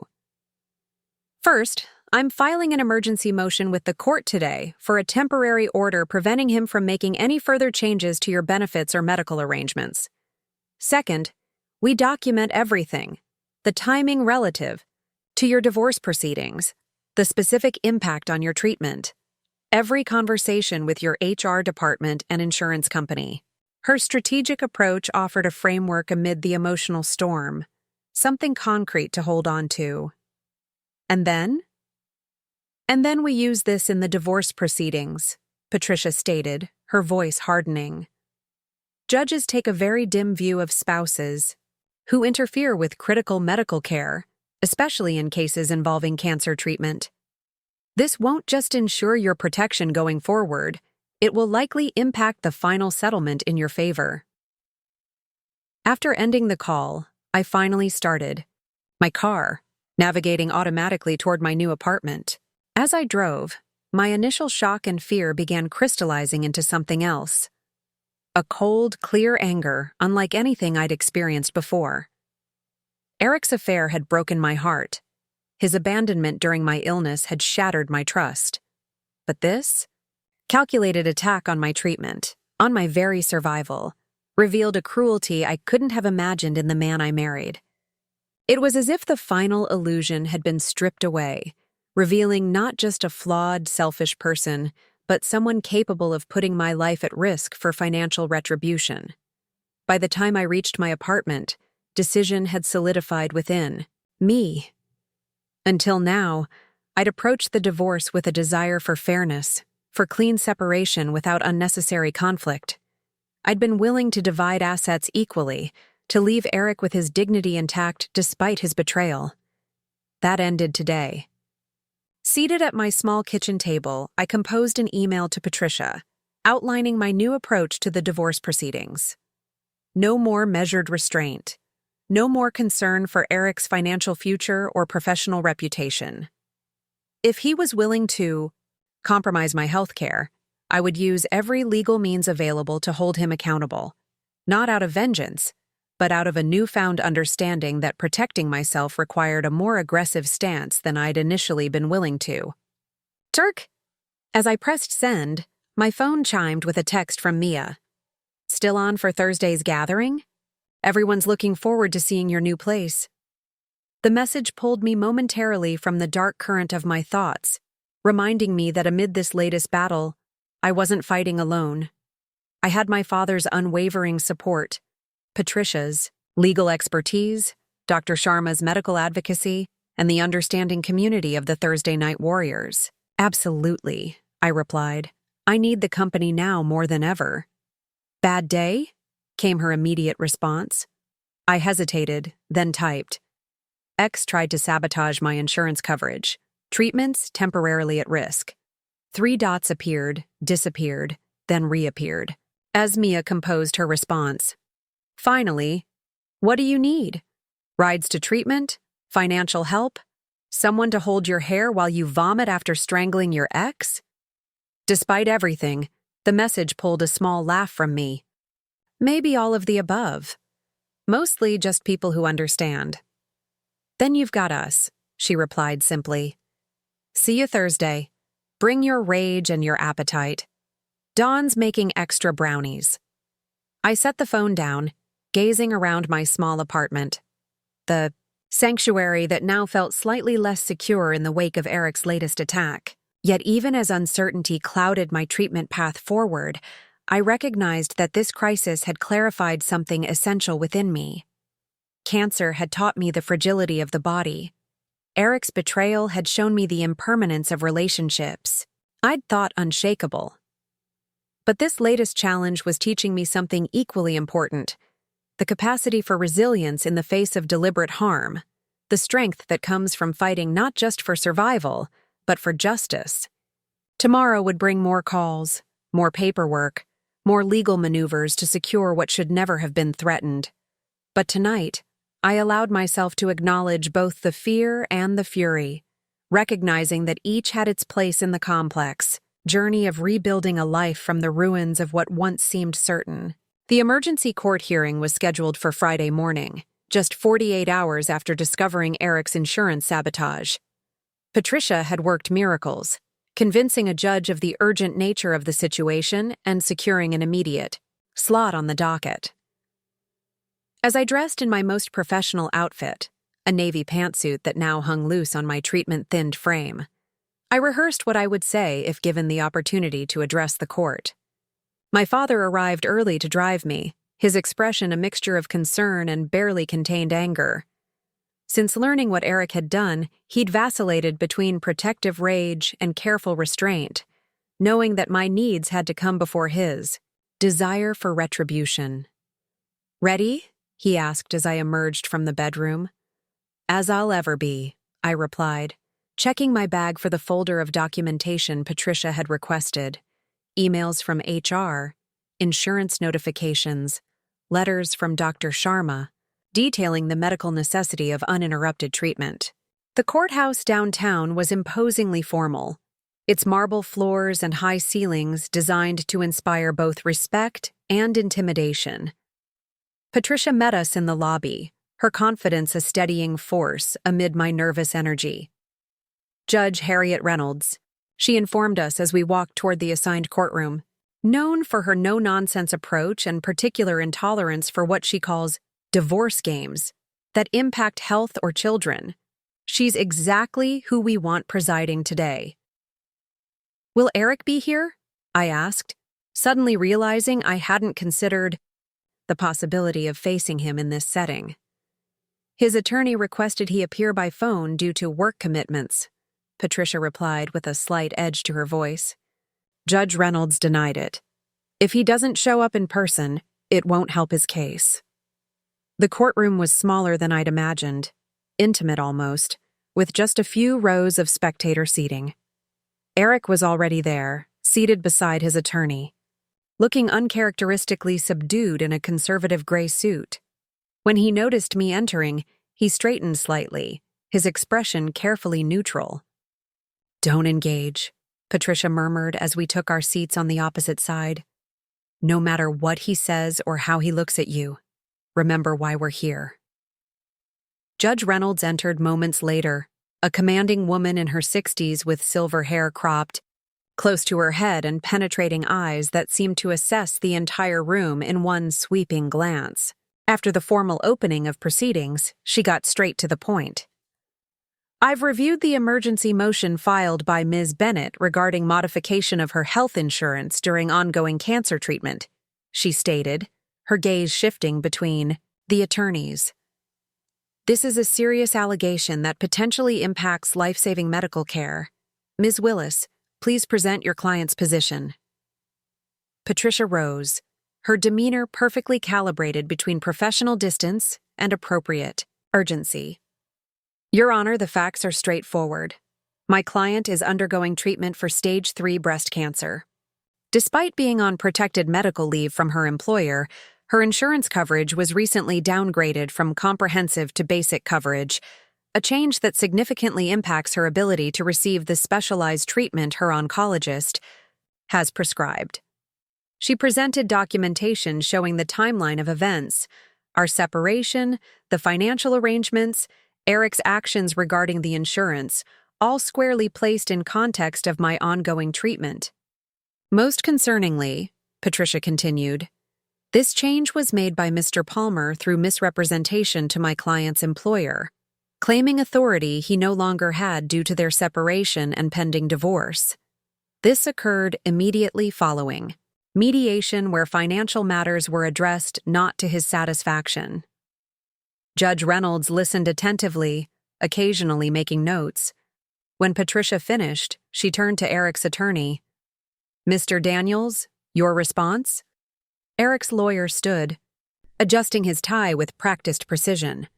Your Honor, my client acknowledges contacting Ms. Bennett's employer regarding insurance coverage, but characterizes this as a misunderstanding rather than deliberate interference. As the couple's finances were intertwined for years, Mr. Palmer was attempting to reduce expenses during a period of financial hardship resulting from Ms. Bennett's unilateral action of emptying joint accounts. The attempt to shift blame onto me was as transparent as it was infuriating. I kept my expression neutral with effort, grateful for Patricia's steadying hand on my arm. Mr. Palmer had no awareness that changing the insurance level would impact his wife's cancer treatment, the attorney continued smoothly. Once informed of the potential consequences, he immediately regretted any disruption to her care. Judge Reynolds's expression remained impassive, but something in her posture suggested skepticism. Mr. Palmer? She said suddenly, addressing Eric directly rather than through his attorney. Am I to understand you claim ignorance about how reducing health insurance coverage might affect someone undergoing cancer treatment? Eric shifted uncomfortably, under her direct gaze. Your Honor, I was focused on the financial aspects. The premium difference is substantial, and with limited access to our joint funds. That doesn't answer my question, the judge interrupted. Did you or did you not consider how changing the coverage would impact your wife's medical treatment? A tense silence filled the courtroom. Eric glanced at his attorney, who gave an almost imperceptible nod. I knew it might affect coverage for certain aspects of treatment, he admitted finally. But I didn't think it would completely disrupt her care. It was a financial decision during a difficult time. Judge Reynolds's gaze hardened. Mr. Palmer, let me be clear. Interfering with someone's cancer treatment as leverage in a divorce proceeding is not just morally reprehensible, it potentially crosses into criminal territory. Medical sabotage is a recognized form of domestic abuse in this jurisdiction. Eric paled visibly, his attorney leaning over to whisper something in his ear. I'm granting the emergency motion, Judge Reynolds continued, addressing the entire court now. Mr. Palmer is hereby ordered to cease any and all interference with Ms. Bennett's medical treatment and insurance coverage. Ms. Bennett's original coverage level is to be reinstated immediately, with Mr. Palmer bearing any administrative costs associated with the restoration. She turned her attention directly to me for the first time. Ms. Bennett, I understand you're in an incredibly difficult position, fighting both a serious illness and a contentious divorce. This court will not allow your health to be used as a bargaining chip. Relief washed over me so intensely I momentarily felt lightheaded. Thank you, Your Honor, I managed. Judge Reynolds wasn't finished. Additionally, I'm ordering an expedited financial discovery process. Mr. Palmer's actions suggest potential financial misconduct that may extend beyond this immediate issue. Both parties will provide complete financial documentation within 10 business days. She fixed Eric with a stern look. Mr. Palmer, consider this a warning. Any further attempts to interfere with Ms. Bennett's medical care will result in sanctions that could significantly impact the final divorce settlement. Do I make myself clear? Yes, Your Honor, Eric replied, his confident demeanor thoroughly deflated. As the hearing concluded and we prepared to leave, I caught Eric watching me with an expression I couldn't quite interpret, something between resentment and what might have been genuine remorse. I turned away without acknowledgement, following Patricia and my father out of the courtroom. In the corridor outside, Patricia squeezed my hand. That couldn't have gone better. Judge Reynolds saw exactly what was happening and shut it down completely. What happens now? I asked, still processing the judge's forceful intervention. HR and the insurance company will be served with the court order today. Your coverage should be reinstated by Monday at the latest, with any treatment costs incurred in the interim retroactively covered, Patricia explained. More importantly, Eric has been put on notice that the court is watching his behavior carefully. My father, who had maintained remarkable restraint throughout the hearing, finally spoke. Is there any chance he might try something else? Some other way to retaliate? Patricia considered this seriously. It's possible, but increasingly risky for him. Judge Reynolds has essentially positioned herself as a protector of Rachel's medical interests. Any further interference would likely result in severe financial penalties. The weekend passed in a strange limbo. Relief about the court order mingled with lingering anxiety about my upcoming treatment. Monday morning brought confirmation that my insurance had been fully reinstated, accompanied by a formal apology from HR about the procedural error that had allowed Eric to make changes to my coverage without proper authorization. By Tuesday, my treatment proceeded as scheduled, the financial crisis averted.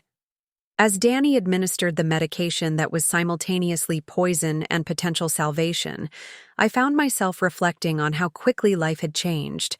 From married, professional to cancer patient to divorce litigant in less than a year. You look thoughtful today, Danny observed, checking my IV line with practiced efficiency. Just contemplating how nothing turns out the way we expect, I replied. A year ago, I thought I had everything figured out. Career, marriage, future, plans. Now all of that is gone or completely transformed. She nodded, understanding in her eyes. The question becomes what you build in its place. Her words stayed with me throughout the treatment session, echoing as I rested at home afterward, too nauseated and exhausted to do more than lie still and wait for the worst side effects to pass. What would I build in place of the life that had crumbled? With cancer making the future itself uncertain, how could I plan or envision what might come next? Thursday evening's support group meeting provided unexpected clarity. As we gathered in the now familiar circle, Keith, our facilitator, introduced a new exercise. Today, I'd like to try something different, he explained. Instead of focusing on current challenges, let's practice envisioning life beyond treatment. If you're comfortable, share one concrete goal or dream for your post-cancer life. The request generated nervous laughter from several members. Facing mortality daily made long-term planning feel almost presumptuous, a tempting of fate. Walt, our eldest member at 72, went first. I want to see the Grand Canyon, he said simply. Never got around to it before. Not putting it off anymore. Dawn mentioned completing her children's baby books, projects abandoned in the IEC chaos of diagnosis and treatment. Mia spoke of returning to graduate school, finishing the degree cancer had interrupted. When my turn came, I realized I hadn't considered post-cancer life in concrete terms. The divorce, the treatments, the daily struggle to function had consumed all my forward-thinking capacity. I don't know, I admitted. For so long, my future was tied to Eric's, our plans, our goals. Then cancer happened, and the affair, and suddenly I'm just focused on surviving each day. Keith nodded encouragingly. That's completely understandable. Maybe start small. One thing, however modest, that represents moving forward on your own terms. I considered this, searching for something that resonated beyond the immediate battles of health and divorce. Surprisingly, an image came to mind of the community garden visible from my apartment window. I want to grow things, I said, the words emerging before I'd fully processed the thought. Food, flowers, something alive and thriving. I watch the garden from my window, but I've never participated. After treatment, I want a plot of my own. The simplicity of this desire, to nurture life, to participate in gradual growth and renewal, struck me as both humble and profound. Not a career achievement, not a relationship milestone, just the basic act of planting seeds and tending what emerged. Later that evening, as promised, the group gathered at my apartment for the informal housewarming. Despite my limited energy, hosting these people who had become unexpectedly central to my new life felt important. A statement that even amid illness and upheaval, connection remained possible. Dawn arrived with her famous brownies and 2 carefully chosen houseplants. Low maintenance, high oxygen production, perfect for recovery, she explained. Walt brought a handcrafted wooden box filled with tea varieties known for their gentle effects on chemo patients. Mia's contribution was practical. A meal delivery service gift card with a note that read simply, "For the days when cooking is impossible." As we settled in my small living space, conversation flowed easily, punctuated by laughter despite the serious circumstances that had brought us together. Looking around at these people who understood the landscape of illness without explanation or apology, I felt something shift inside me, a reorientation toward possibility rather than loss. "I've been thinking about what you said in group," Mia mentioned as we gathered in the kitchen for tea. "About the garden." "Just a vague idea," I responded, suddenly self-conscious about the modest nature of my post-cancer vision. "No, it's perfect," she insisted. "Tangible, life-affirming. Actually, there's a plot opening up next month in the community garden downstairs. The coordinator mentioned it when I was admiring it on my way in." The synchronicity felt meaningful somehow. Next month I'll still be in treatment. The final cycle if everything goes according to plan, but still. Mia shrugged. "So you start planning now. Learn about what you want to grow. Get seeds started indoors. By the time you're feeling stronger, you'll be ready to transplant." The metaphor wasn't lost on me, preparing for new growth while still in the midst of difficulty, laying groundwork for future flourishing even as the present remained challenging. After everyone left, I stood at my window watching the garden below, now illuminated by solar-powered lights along its pathways. The man I'd noticed before was there again, working late, arranging supports for climbing plants. Something about his patient attention to these growing things spoke to me of resilience, of faith in processes that couldn't be rushed but rewarded careful tending. That night, I did something I hadn't done since the diagnosis. I made a list of possibilities for the future. Not grand ambitions or 5-year plans, just simple hopes for life beyond cancer and divorce. A garden plot. Perhaps eventually returning to nursing, but maybe in oncology, rather than the emergency medicine I'd practiced before. Traveling solo to places I'd always wanted to see, but Eric hadn't been interested in visiting. The list was modest by any external standard, but it represented something crucial. Reclamation of the future as a realm of possibility rather than merely the unknown terrain of continued treatment and legal proceedings. The next morning, I contacted the community garden coordinator and put my name on the waiting list for the available plot. Then, I ordered 3 books on container gardening for beginners, something I could start even before having outdoor space, something I could learn about during the long hours of recovery after treatments. When Patricia called with updates about the divorce proceedings, expedited financial discovery revealing some attempts by Eric to hide assets, Judge Reynolds's continued close attention to the case, I listened with newfound detachment. The Legal battle remained important, but it no longer defined my horizon of concern. It was part of necessary closure rather than the central focus of my energy. "You sound different," Patricia observed near the end of our conversation. "More forward-looking," I supplied when she hesitated. "I'm starting to think beyond cancer and beyond Eric." "That's exactly it," she agreed, approval evident in her voice.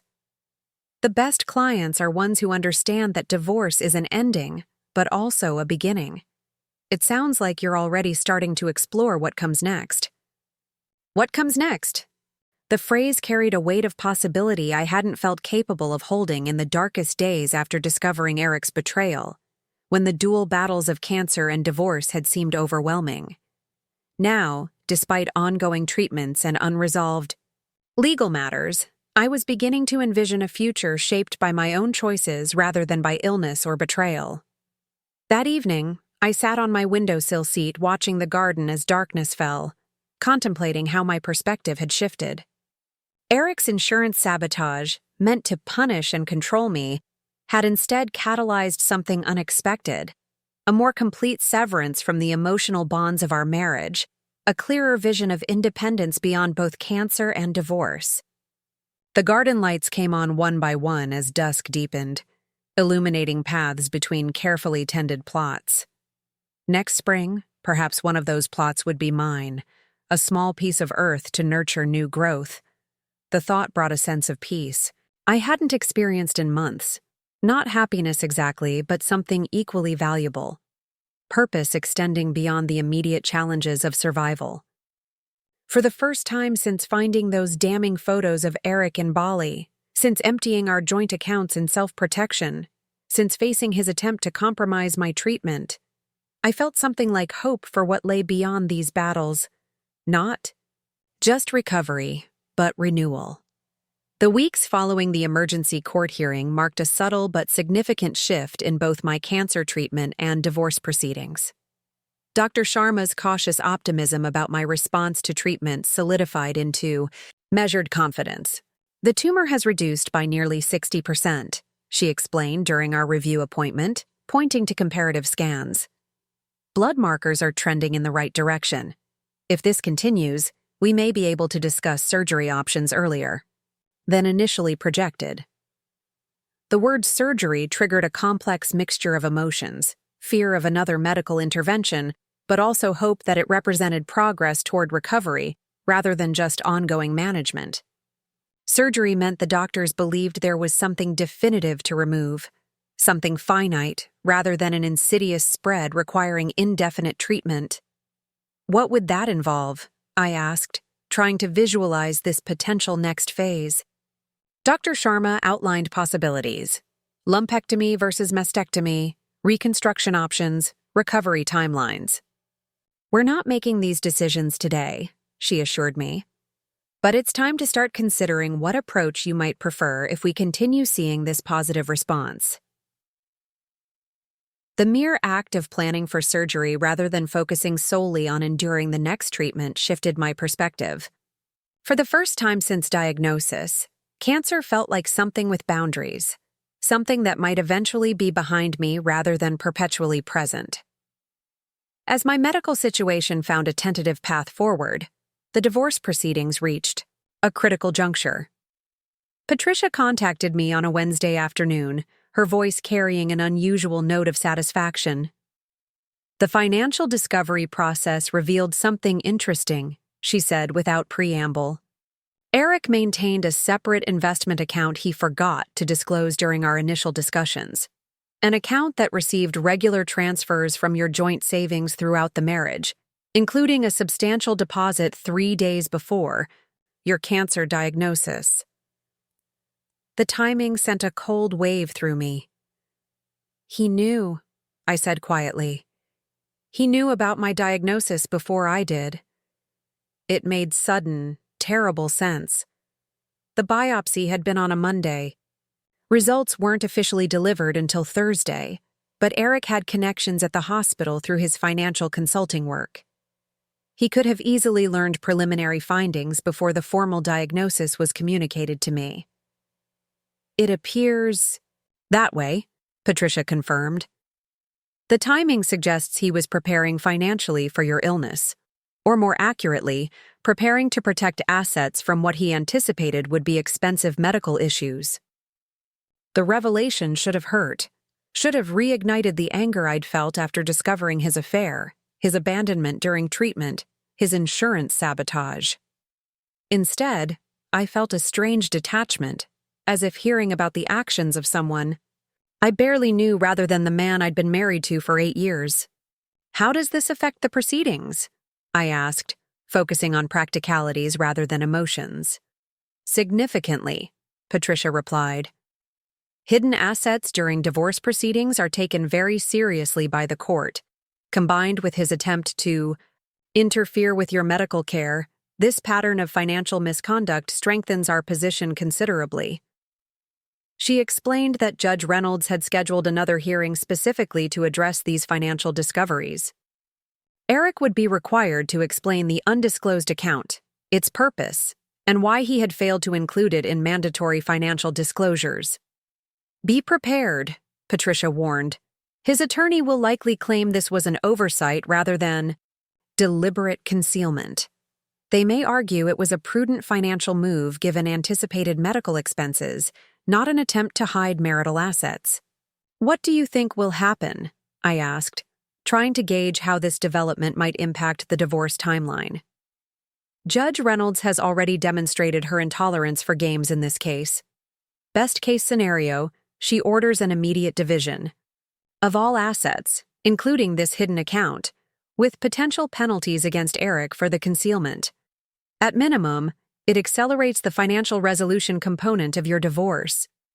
The notion of acceleration appealed to me. Despite my progress in building a new life independent of Eric, the ongoing legal proceedings tethered me to our shared past, consuming emotional and mental resources I increasingly wanted to direct elsewhere.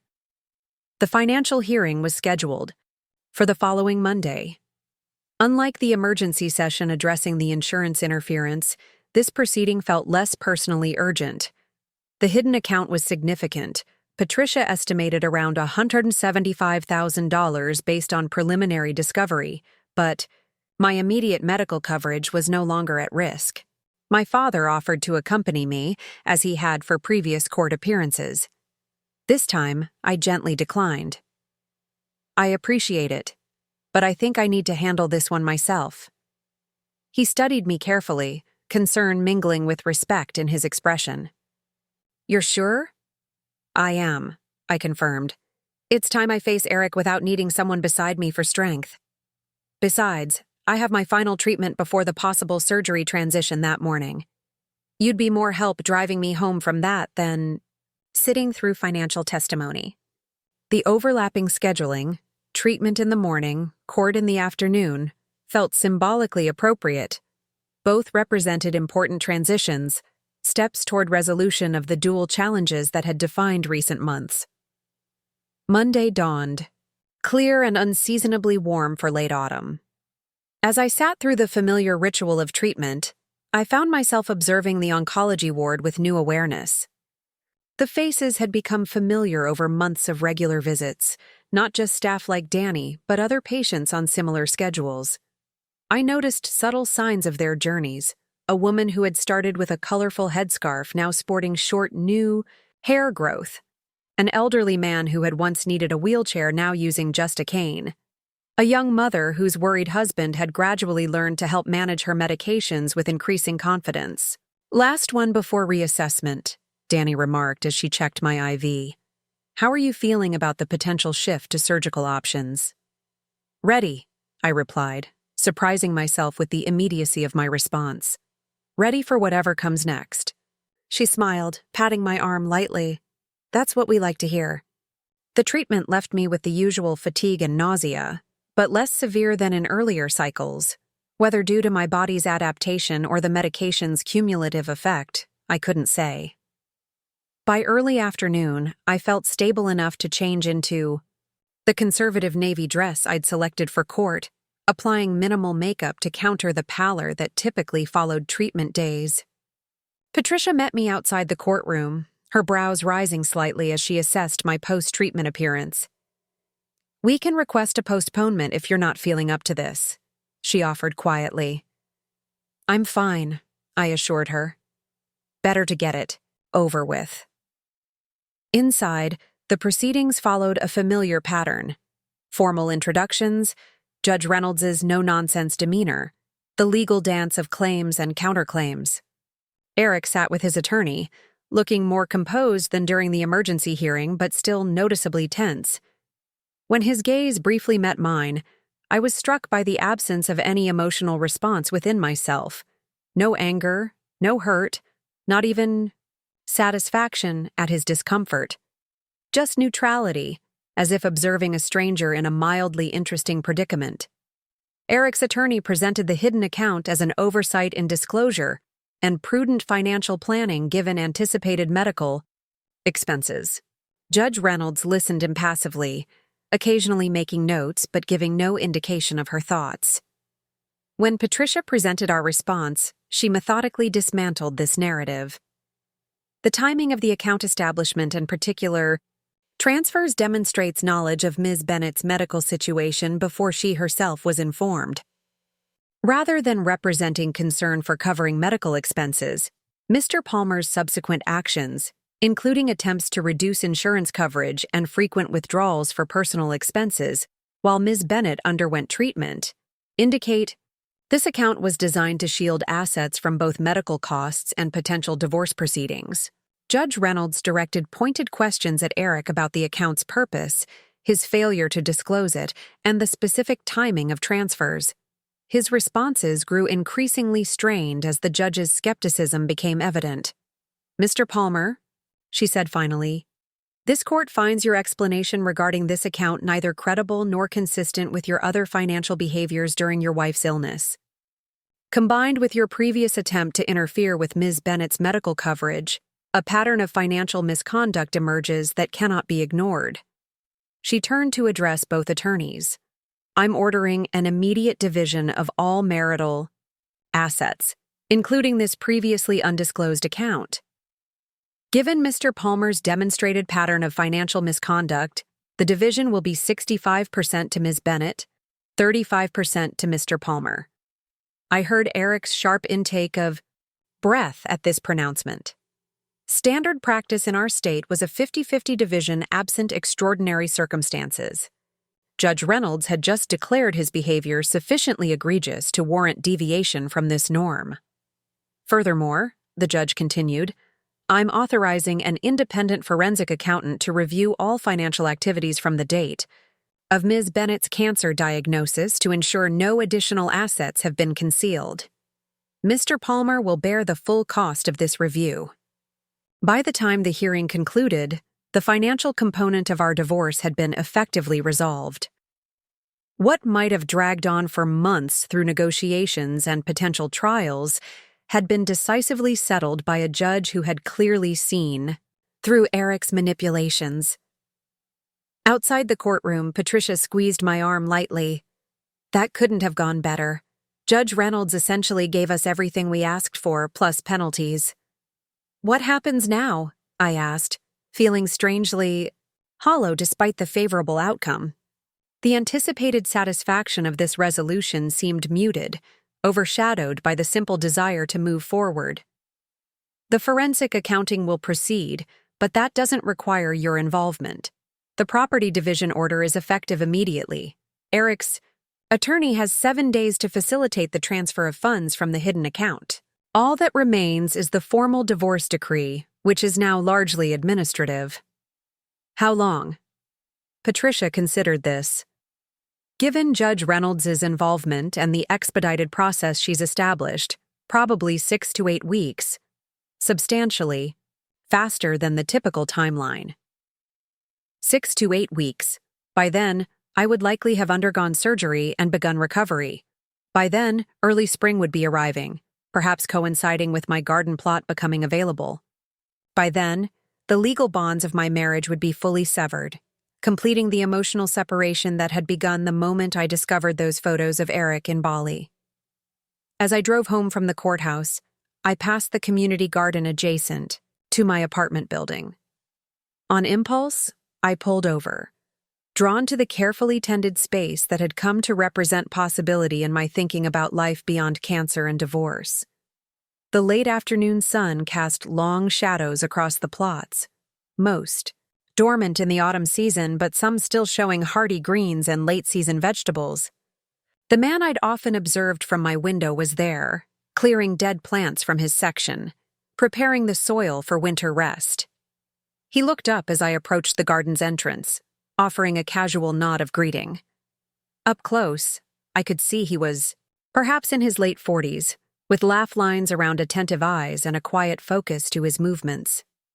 "You're in the Madison Arms, right?" he asked, gesturing toward my apartment building.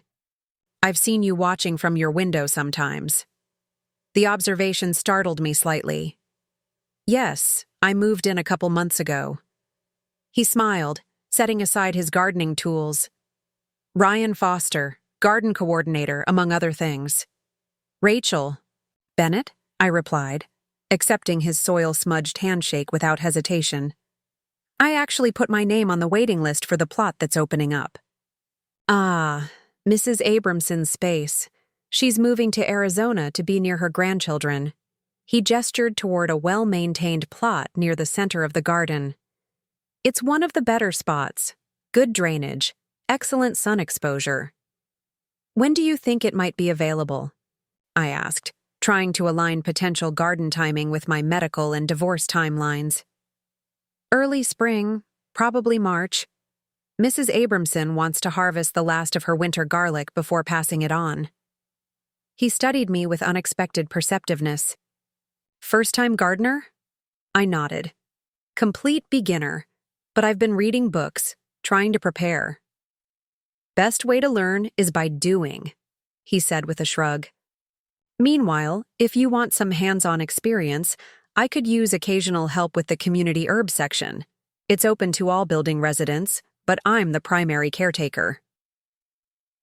The offer surprised me, a casual invitation to participation, rather than mere observation, an opportunity to learn through practice rather than theory alone.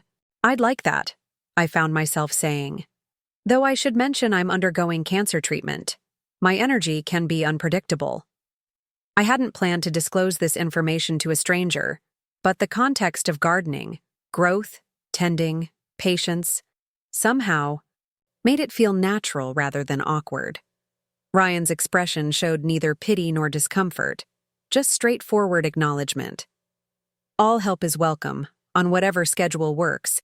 Gardens teach us patience anyway. Nothing grows faster just because we want it to." As I walked back to my car, I realized I'd just had my first social interaction unconnected to either cancer treatment or divorce proceedings in months. A simple, ordinary exchange with a neighbor about something unrelated to the dual crises that had dominated my life. At home, I received a text from Patricia. "Eric's attorney has already initiated the asset transfer process." Apparently, Judge Reynolds's warning about additional penalties for delays was taken seriously. The message should have felt like victory, vindication after Eric's financial misconduct, justice after his betrayal. Instead, it registered primarily as administrative progress, another step toward the conclusion of a chapter I was increasingly ready to close. That evening, I sat by my window watching dusk settle over the garden. Ryan was still there, finishing his work by the soft glow of the solar lights. There was something meditative about his movements, an acceptance of natural rhythms and gradual processes that spoke to my current circumstance. Cancer treatment couldn't be rushed. Divorce proceedings, even expedited, required certain steps and timelines. Healing, physical, emotional, spiritual, followed its own schedule, not one dictated by impatience or external demands. As darkness fell completely, I turned away from the window and opened my laptop. The garden books I'd ordered had sparked an idea, a project to focus on during the upcoming transition period between final chemotherapy and surgery, between active divorce proceedings and their formal conclusion. I began researching container gardening specifically adapted for limited energy and physical capacity during illness or recovery. What plants could thrive with minimal maintenance? What modifications might help someone with post-surgical restrictions? Tend growing things? What vegetables or herbs might complement cancer recovery diets? By midnight, I had drafted an outline for what I was tentatively calling garden therapy, growing through cancer. Not just personal notes, but potentially a resource for others facing similar challenges. It wasn't a grand ambition, but it represented something important: creation rather than just endurance, offering rather than just survival. As I finally prepared for sleep, my phone chimed with a message from Dr. Sharma. Preliminary review of today's blood work confirms continuing positive trends. Let's discuss surgery options at Friday's appointment. Rest well. You're doing remarkably. I set the phone aside, letting the medical update settle alongside the day's legal developments. Both represented progress toward resolution of the challenges that had defined recent months. Both pointed toward a future increasingly shaped by choice rather than crisis.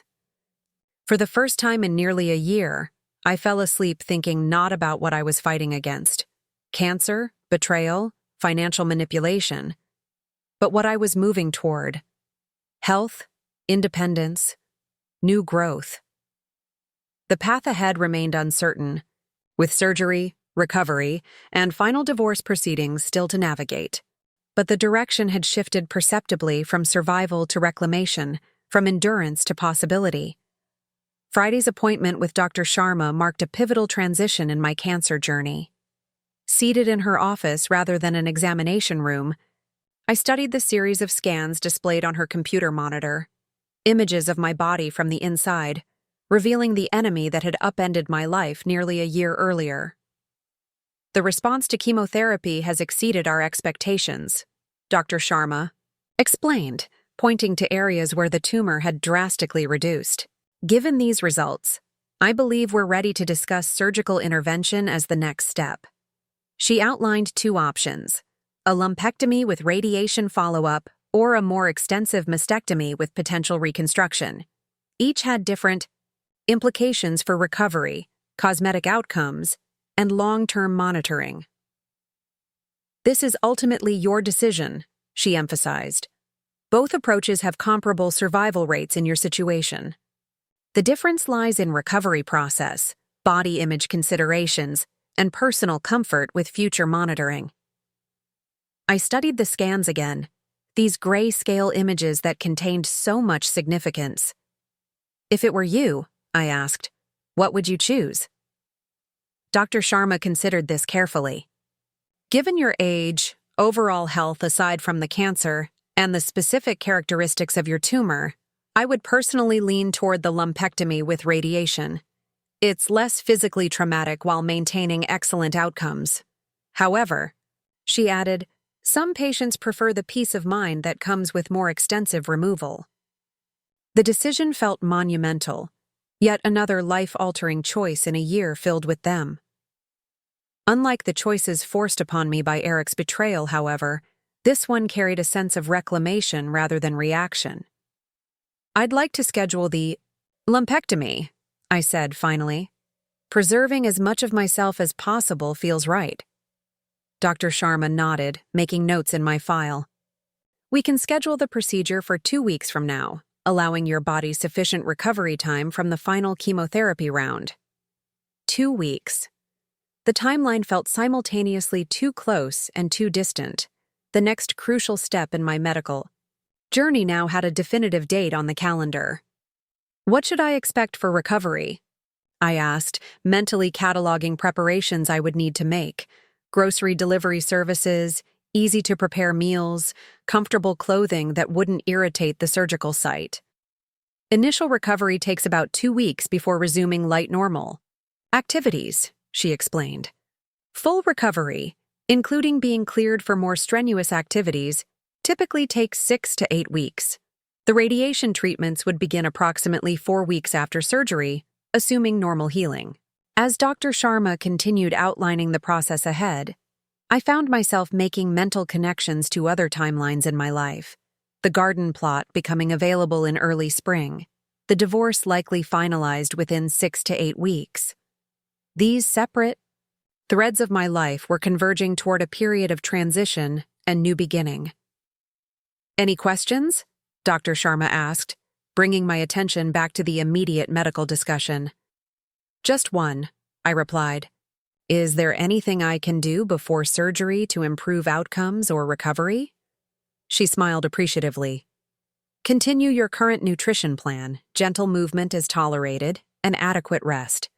And perhaps most importantly, cultivate a positive mindset.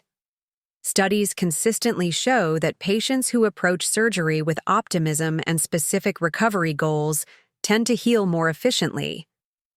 I left the hospital with a surgery date, preoperative instructions, and a strange sense of lightness. Despite the serious procedure ahead, having a concrete next step, a specific action toward healing rather than just enduring ongoing treatment, provided a focal point for my energy and attention. That evening, I met with the Thursday night warriors at our regular support group, sharing my surgical plan and timeline. The response was immediate and practical: offers to coordinate meal deliveries, transportation to follow-up appointments, even a rotation of visitors during early recovery to ensure I wasn't alone for extended periods. "We've got you covered," Mia declared, already creating a shared online calendar on her phone. "Just tell us what you need, when you need it." Walt, who had undergone surgery himself 6 months earlier, offered specific recovery tips, which pillows worked best for comfortable sleeping, how to manage showering with surgical drains, simple exercises that helped regain mobility without straining healing tissues. "The calendar is shared," Mia announced. "Everyone can sign up for specific days and tasks. Rachel, you'll have access to see who's coming when, but you don't need to manage anything. Just focus on healing." The systematic way they approached my needs, practical, matter-of-fact, without dramatic emotion, was exactly what I needed. This wasn't about pity or excessive concern. It was about community functioning as it should, supporting a member through difficulty with concrete actions rather than just sympathetic words. Dawn, juggling her own treatment with caring for her children, volunteered her husband to help with any household repairs or heavy lifting needs. "He's been looking for ways to support our group anyway," she explained. "He feels helpless with my cancer, so helping someone else in the circle would mean a lot to him." By the time we dispersed that evening, a comprehensive support system had been organized around my surgical recovery, a stark contrast to the isolation I'd experienced during early treatment, when Eric's emotional and practical absence had left me navigating cancer largely alone. The following morning brought a surprising email from Patricia. Eric had requested a brief in-person meeting before the divorce was finalized. "He says there are personal items he'd like to return to you and matters he wants to address face-to-face," she wrote. "You're under no obligation to meet him. If you prefer, I can handle any property exchanges." My initial reaction was resistance. What could possibly be gained from another encounter with Eric at this point? The financial matters were settled. The legal process was proceeding smoothly, and emotionally I had achieved a degree of detachment that felt protective rather than limiting. Yet something about completing the cancer treatment phase and preparing for surgery stirred a desire for similar closure in other areas.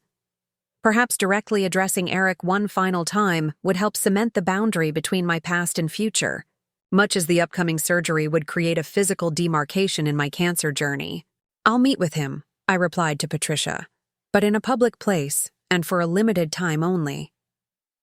We arranged for a Saturday morning meeting at a neutral coffee shop halfway between our respective residences. Patricia offered to attend as a buffer, but I declined. This final conversation felt like something I needed to handle independently, a bookend to the relationship that had occupied nearly a decade of my life. The morning arrived with unexpected nervousness fluttering in my stomach. I dressed carefully in clothing that represented my current self rather than the woman Eric had known.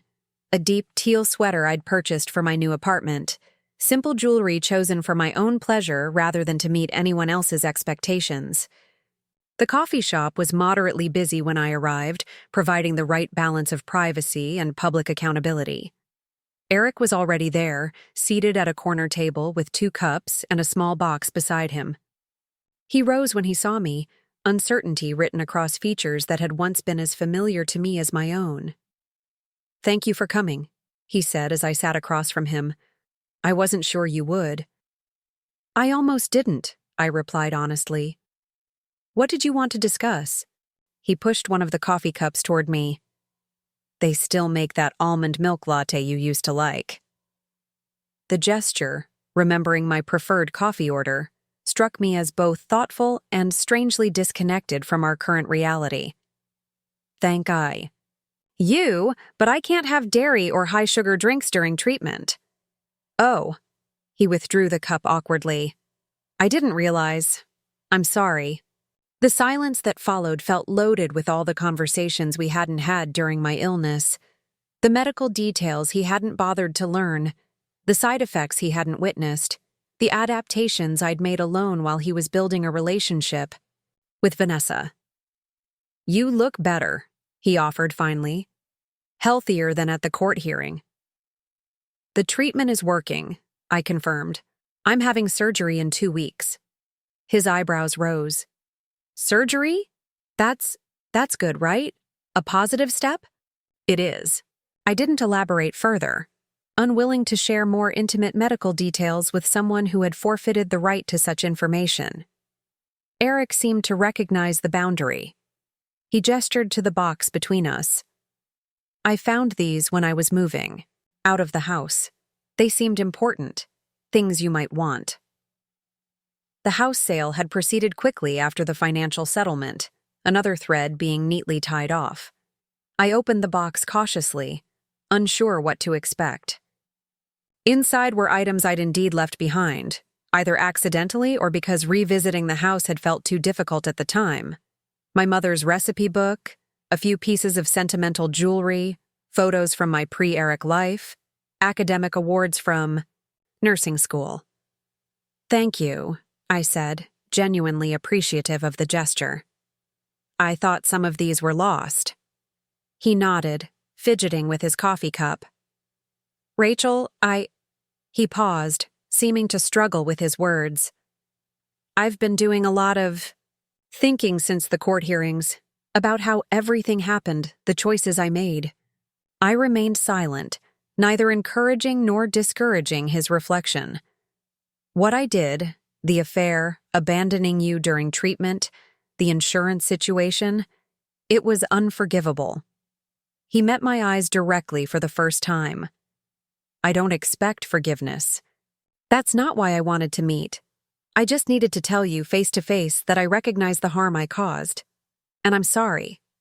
Truly sorry." The apology hung between us, sincere yet ultimately inadequate against the magnitude of the betrayal it addressed.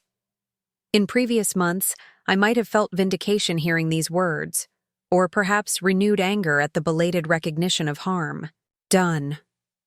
Now I felt primarily a sense of completion, the final acknowledgement that closed a painful chapter.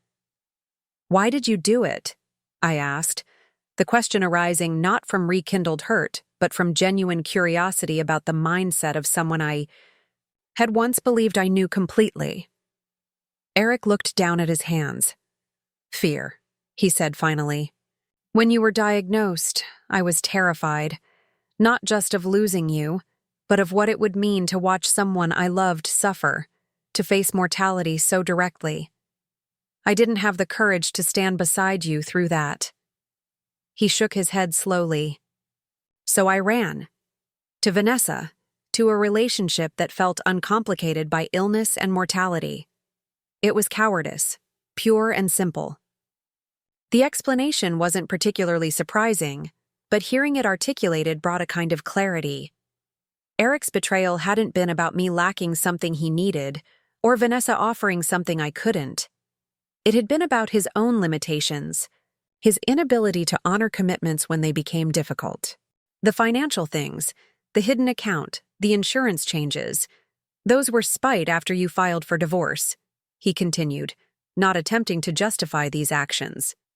When you emptied the accounts and filed those papers, my pride was hurt. I wanted to regain control somehow, to punish you for taking charge. It was petty and vindictive, and, as Judge Reynolds pointed out, potentially criminal. His candor was unexpected. What happened with Vanessa? I asked, recalling the brief, strange phone call with his mistress months earlier. A rueful expression crossed his face. She left when the money issues became complicated.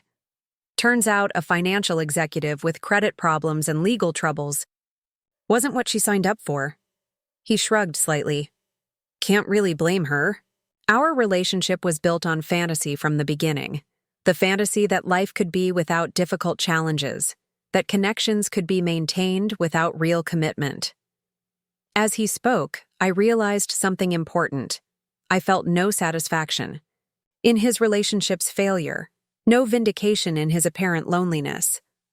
Those emotions belonged to an earlier version of myself, one still entangled in the pain of betrayal, rather than focused on building something new. I appreciate your honesty, I said finally. And for what it's worth, I hope you find better footing going forward. We both deserve lives constructed on something more substantial than fear or fantasy. Eric looked momentarily startled by my response. Perhaps he had expected lingering anger or cold dismissal rather than this neutral acknowledgement of our shared humanity despite his actions. There's one more thing, he said, reaching into his jacket pocket. He withdrew a small envelope and placed it beside the box. This isn't about the divorce settlement or any legal obligation. It's something I wanted to do. Inside the envelope was a check for a substantial amount, not life-changing, but significant. What is this for? I asked, confused by this unexpected financial gesture after months of conflict over assets. Medical expenses not covered by insurance, recovery costs, whatever you need, he explained. It's from my personal savings, not the marital assets. No strings attached, no expectations. He hesitated. Just an attempt to address some of the harm I caused in the one concrete way I can. I studied the check, processing this unexpected development. Under different circumstances, I might have perceived it as an attempt to buy forgiveness or manipulate emotions. Instead, it registered as a tangible acknowledgement of wrongdoing, neither sufficient to erase the past nor meaningless in its intention. Thank you, I said simply, neither accepting nor rejecting the gesture outright. I'll consider it. Our conversation wound down naturally after that, neither of us having much more to say. As we prepared to leave, Eric asked one final question. Will you be okay? With the surgery and everything after? The query seemed to hold genuine concern, rather than mere politeness. Yes, I replied with quiet confidence. I have good medical care, supportive friends, a clear path forward. I'll be okay. He nodded, relief evident in his expression. I'm glad. You deserve that. We parted without dramatic gestures. No tearful embraces, no recriminations. Just the quiet conclusion of a relationship that had run its course. Walking away from the coffee shop, I felt neither the sharp pain of fresh grieving nor the hollow emptiness of unresolved questions. Instead, there was a sense of appropriate completion, a necessary conversation that helped cement the boundary between past and future. At home, I added Eric's check to the box of returned items, not yet decided on whether to use it or return it. The financial gesture, while generous, carried complicated implications I needed to consider carefully before accepting. That afternoon, I found myself drawn once again to the community garden. Ryan was there as he often was on weekends, this time conducting what appeared to be a workshop for several residents. He noticed me watching and waved me over. Perfect. Timing, he called. We're starting seedlings for early spring planting. Want to join? The invitation felt symbolically appropriate, preparing now for growth that would emerge months later. planting seeds during winter for springtime flourishing. I joined the small circle, accepting the tray and materials Ryan provided. "Just in time for your plot," he commented as he demonstrated the proper technique for seed starting. "By the time these are ready for transplanting, Mrs. Abramson's space should be transitioned to you." As I carefully pressed tiny seeds into prepared soil, I was struck by the parallel to my current circumstances. Surgical intervention coming in 2 weeks, divorce likely finalized within 2 months, garden plot available by early spring. Chelsea. Separate yet interconnected transitions, seeds of a future I was only beginning to envision. One of the other gardeners, an elderly woman who introduced herself as Eleanor, noticed my careful, sometimes tentative movements. "First garden?" she asked kindly. "First everything, it seems," I replied with a small smile. "New apartment, new health challenges, new beginnings in general." She nodded as if this made perfect sense. Gardens are good for transitions. They teach you to work with timing. You can't control, to prepare without guarantees, to find beauty in the process rather than just the outcome. Her words resonated deeply with where I found myself, poised between the conclusion of one life chapter and the beginning of another, preparing for transitions whose exact timing and outcomes remained partially unknown. The seeds I was planting might flourish or fail. The surgery might proceed perfectly or present complications. The divorce might conclude smoothly or hit unexpected delays.